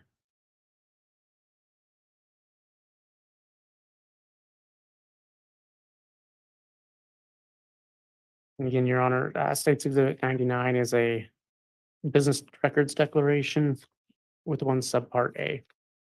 I do not have that. Your Honor, may the witness be handed a copy. All right, I don't believe the court has a courtesy copy of that one either. Can I ask counsel? Okay. you can still, I guess, can you show it to counsel in the court and then?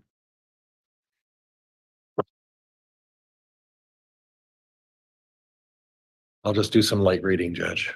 very well.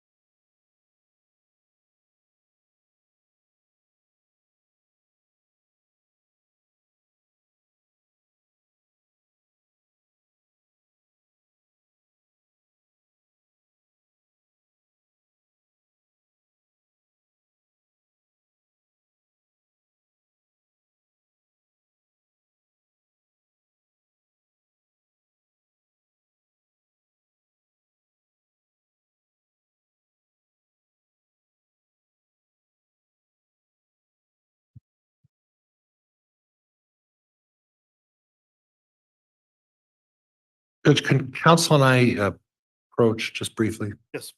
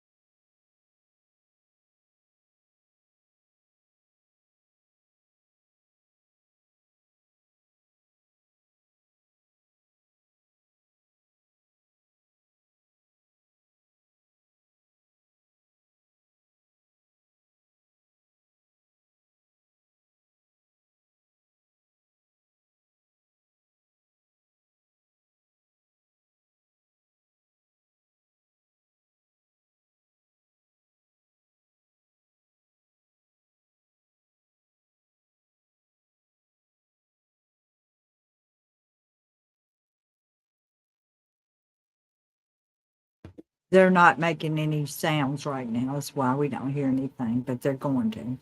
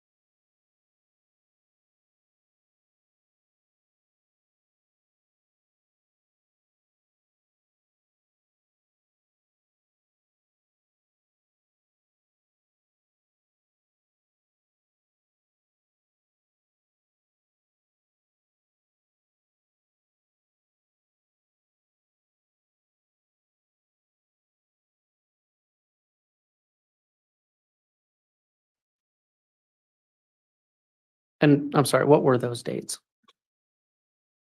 Dates were for April 26th through the 29th of 2019.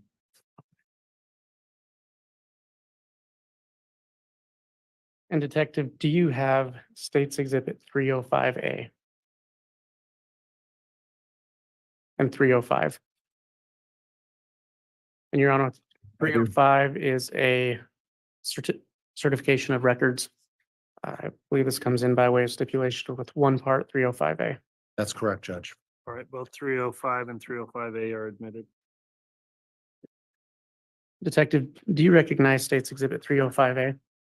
Yes, this is airline reservation information from United Airlines. And who is it for, and what does this document tell you? This document tells me that the passenger on the reservation is for Chad Daybell. And does this coincide with the last document you looked at in time? Yes, And does it say who purchased the flight? this flight was purchased by Lori Vallow through her BBVA account. But the person flying was Mr. Daybell. Correct.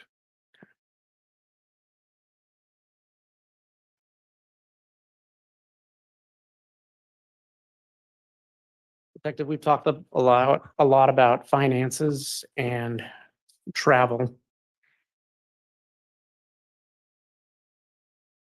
Looking at, is it fair to say you've reviewed several travel records pertaining to individuals involved in this case? Yes, And did you have to look at a large amount of documents to do so? yes, Detective, in aid of the jury understanding the travel dates that are important to your investigation, did you prepare a timeline that shows the travel of the different parties? yes.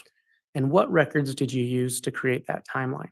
We used airline records from Allegiant, Delta, American, United. And did you prepare that document in aid of your testimony today? Yes, Do you believe it would aid the jury in understanding the dates yes, and the places traveled to? yes. Detective, can you look at State's Exhibit 303?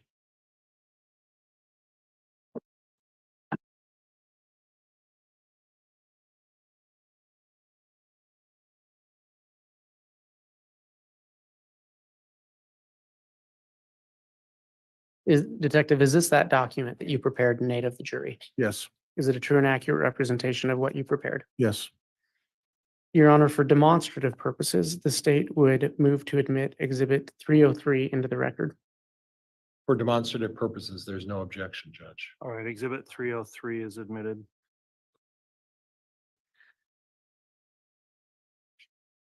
Detective, I'm going to turn your attention to the first page of 303.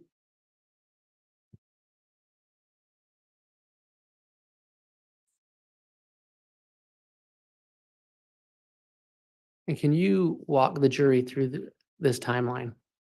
Sure. This is a travel timeline for Chad and Lori Daybell.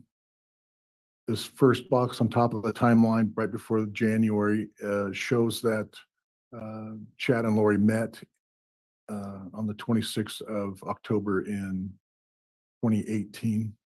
So this starts in January of 2019. So in January, on the 6th to the 10th, Chad Daybell flies round trip from Idaho Falls to Phoenix, and the flight was booked in December of 2018 by Mr. Daybell using the Chad Daybell Gmail address, the same one he used for the Kauai Dreams Realty. As we move to March, we see that Lori Vallow booked a round trip flight from Phoenix Mesa to Idaho Falls, but she canceled this flight on the 26th for unknown reasons. But she ended up booking a flight and flew to Hawaii for this time frame. In the middle to late March, on the 19th to the 21st, Chad Daybell flew from round trip from Idaho Falls to Phoenix Mesa, and the flight was booked on the 13th of March 2019 by Lori Vallow, and this is her Lolly Time Forever at iCloud email associated with that account. In April, Lori flies one way from Phoenix Mesa to Idaho Falls. The flight was booked on the 29th, so it was fairly quick. And then she flies one way back to, on the next one up here, she flies back from Idaho Falls to Phoenix. And that was booked on the 3rd of April. Again, and she booked her flight. On April 26th, this is the one we just talked about. Chad flew round trip from Idaho Falls to Houston, Texas, with a stop in Denver. It was booked by Lori Vallow and paid for by her BBVA bank account. Mr. Daybell did use his Spring Creek credit card to pay for an extra baggage for the flight. As we move over into May, we see Lori flew one way from Phoenix Mesa to Provo, Utah, and the flight was booked by Lori. And then up here we have the date of July 11th, 2019. That's the day that Charles Vallow died.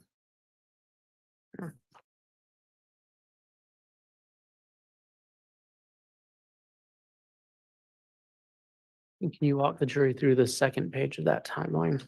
Okay. Try and zoom in a little bit. One thing I want you to take notice of, if you could please, is that after Charles Vallow dies, Lori flies under the name of Lori Ryan the rest of the year. I think she booked a flight a day or so after Charles died, but still used the name Vallow, but everything else is Lori Ryan. So in August, you see up here the timeline, they're moving to Idaho. And in late August, Lori flies up a round trip from Phoenix Mesa to Idaho Falls, and she books her flight. And Melanie Boudreau, and that's Lori's niece, she was also on this trip. We believe that this is the signing of the rental lease just prior to them moving up. You see here on the timeline as we go on September 8th, it's the last known sighting of Tylee Ryan. We move over to the 22nd, that's our last known sighting of JJ. So in October 8th through the 13th, Lori Ryan flies a round trip from Idaho Falls to Phoenix Mesa. And this is the trip where she took to Missouri, which we had the Venmo used from the Missouri hotel. What's significant about this date is this is the day before Tammy Daybell had an incident where she was shot at and reported to police. Judge, I'm going to object at this point at the characterization. I'll sustain it as to that final statement and strike that part of the witness response. Mr. Wood, if you'd ask another question, I believe we're just getting into a total narrative at this point as well. I understand, Your Honor. After October 9th, what was the next event that took place? Lori flies round trip from Las Vegas to Kauai. The date of the 17th of October is just before Tammy Daybell was found dead on the 19th. She was scheduled to return on the 21st on this flight. As you move over to the 24th of October, she flies one way from Phoenix to Idaho Falls after flying back from Hawaii. Now down here we have on the 23rd, just to give you a sense of where on the timeline things falls, that Tammy Daybell had her funeral service in Rexburg on the 23rd. As we move to early November, Chad and Lori fly round trip from Salt Lake City to Kauai. Chad flies from Salt Lake City. Lori, we believe, drove a vehicle down to Arizona and then met up with Chad in Southern California. There was a family trip that Chad took with his kids to California during this time. But what was significant to us is that Chad booked this flight just 5 days after the funeral service for Tammy Daybell.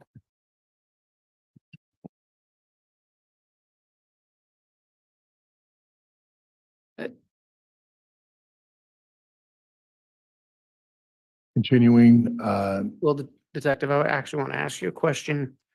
Mr. All right. Wood, I'd like to take a look at the time as well. I don't know how much longer you've got on the timeline, but You got one more page, Your Honor? okay, let's do And- that, and then we'll take lunch. Okay. Detective, this last box, you'll see my pen pointing at, that's marked 11/3/2019. Does that coincide at all with what your investigation shows about the marriage of Chad Daybell to Lori Vallow? yes, they departed for Hawaii and were married in Hawaii on the 5th of November. And then one last page. Detective, what's marked in the first two boxes? So we have here Lori and Chad flew one way from Hawaii to Phoenix. And below that, they arrived in Idaho Falls on Allegiant Airlines. On the 28th, Chad flew one way from Salt Lake. And again, I believe I may have mixed up on the last page, but Lori was scheduled to be on this flight, but we believe she drove her car to Arizona. His box on the reservation was marked flown and hers was left empty, so it was designated to open. So, and this was also a trip that was a family trip that Chad paid for his kids and their spouses to fly to California to have over the Thanksgiving holiday. There was no record of Tylee or JJ on this trip at all. Now, Detective, you had mentioned a trip earlier. Is it possible that this was the trip you were talking about? Yes. Okay. And then the last box. The last box is Chad and Lori flew one way from LAX to Hawaii, where they took up residence. Okay. Then There's last one more box. Can you? box on the top of the timeline is June 9th, and that's when we found JJ and Tylee. All right. Your Honor, I believe now would be time to break. Okay, we will go ahead and take the lunch recess at this time. We'll plan on that being right around an hour. So just shortly after 1 o'clock, we'll try to get started again, go through the afternoon with another break then. All rise, please.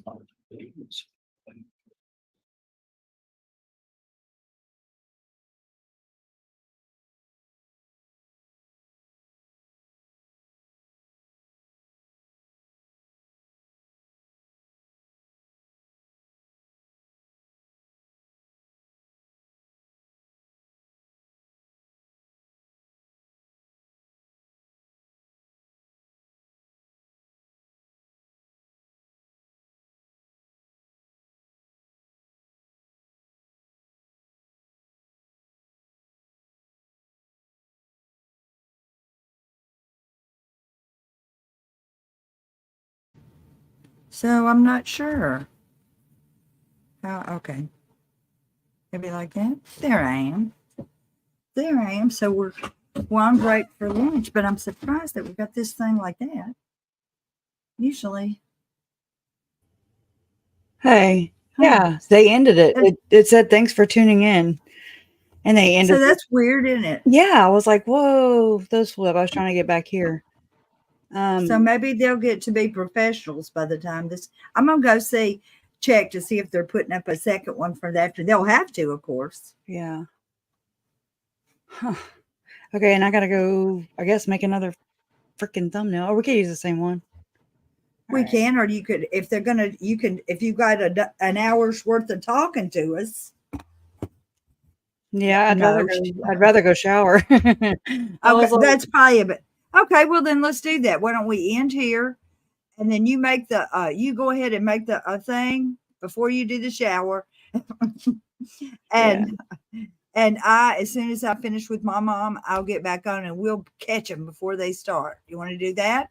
Yeah, I'm checking to see they haven't put a new one up yet. So yeah, it says 1,000 views streamed 2 minutes ago, and it's 3 hours and 40 minutes and 40. I wish he'd stop freaking yelling. I'm waiting here. Okay.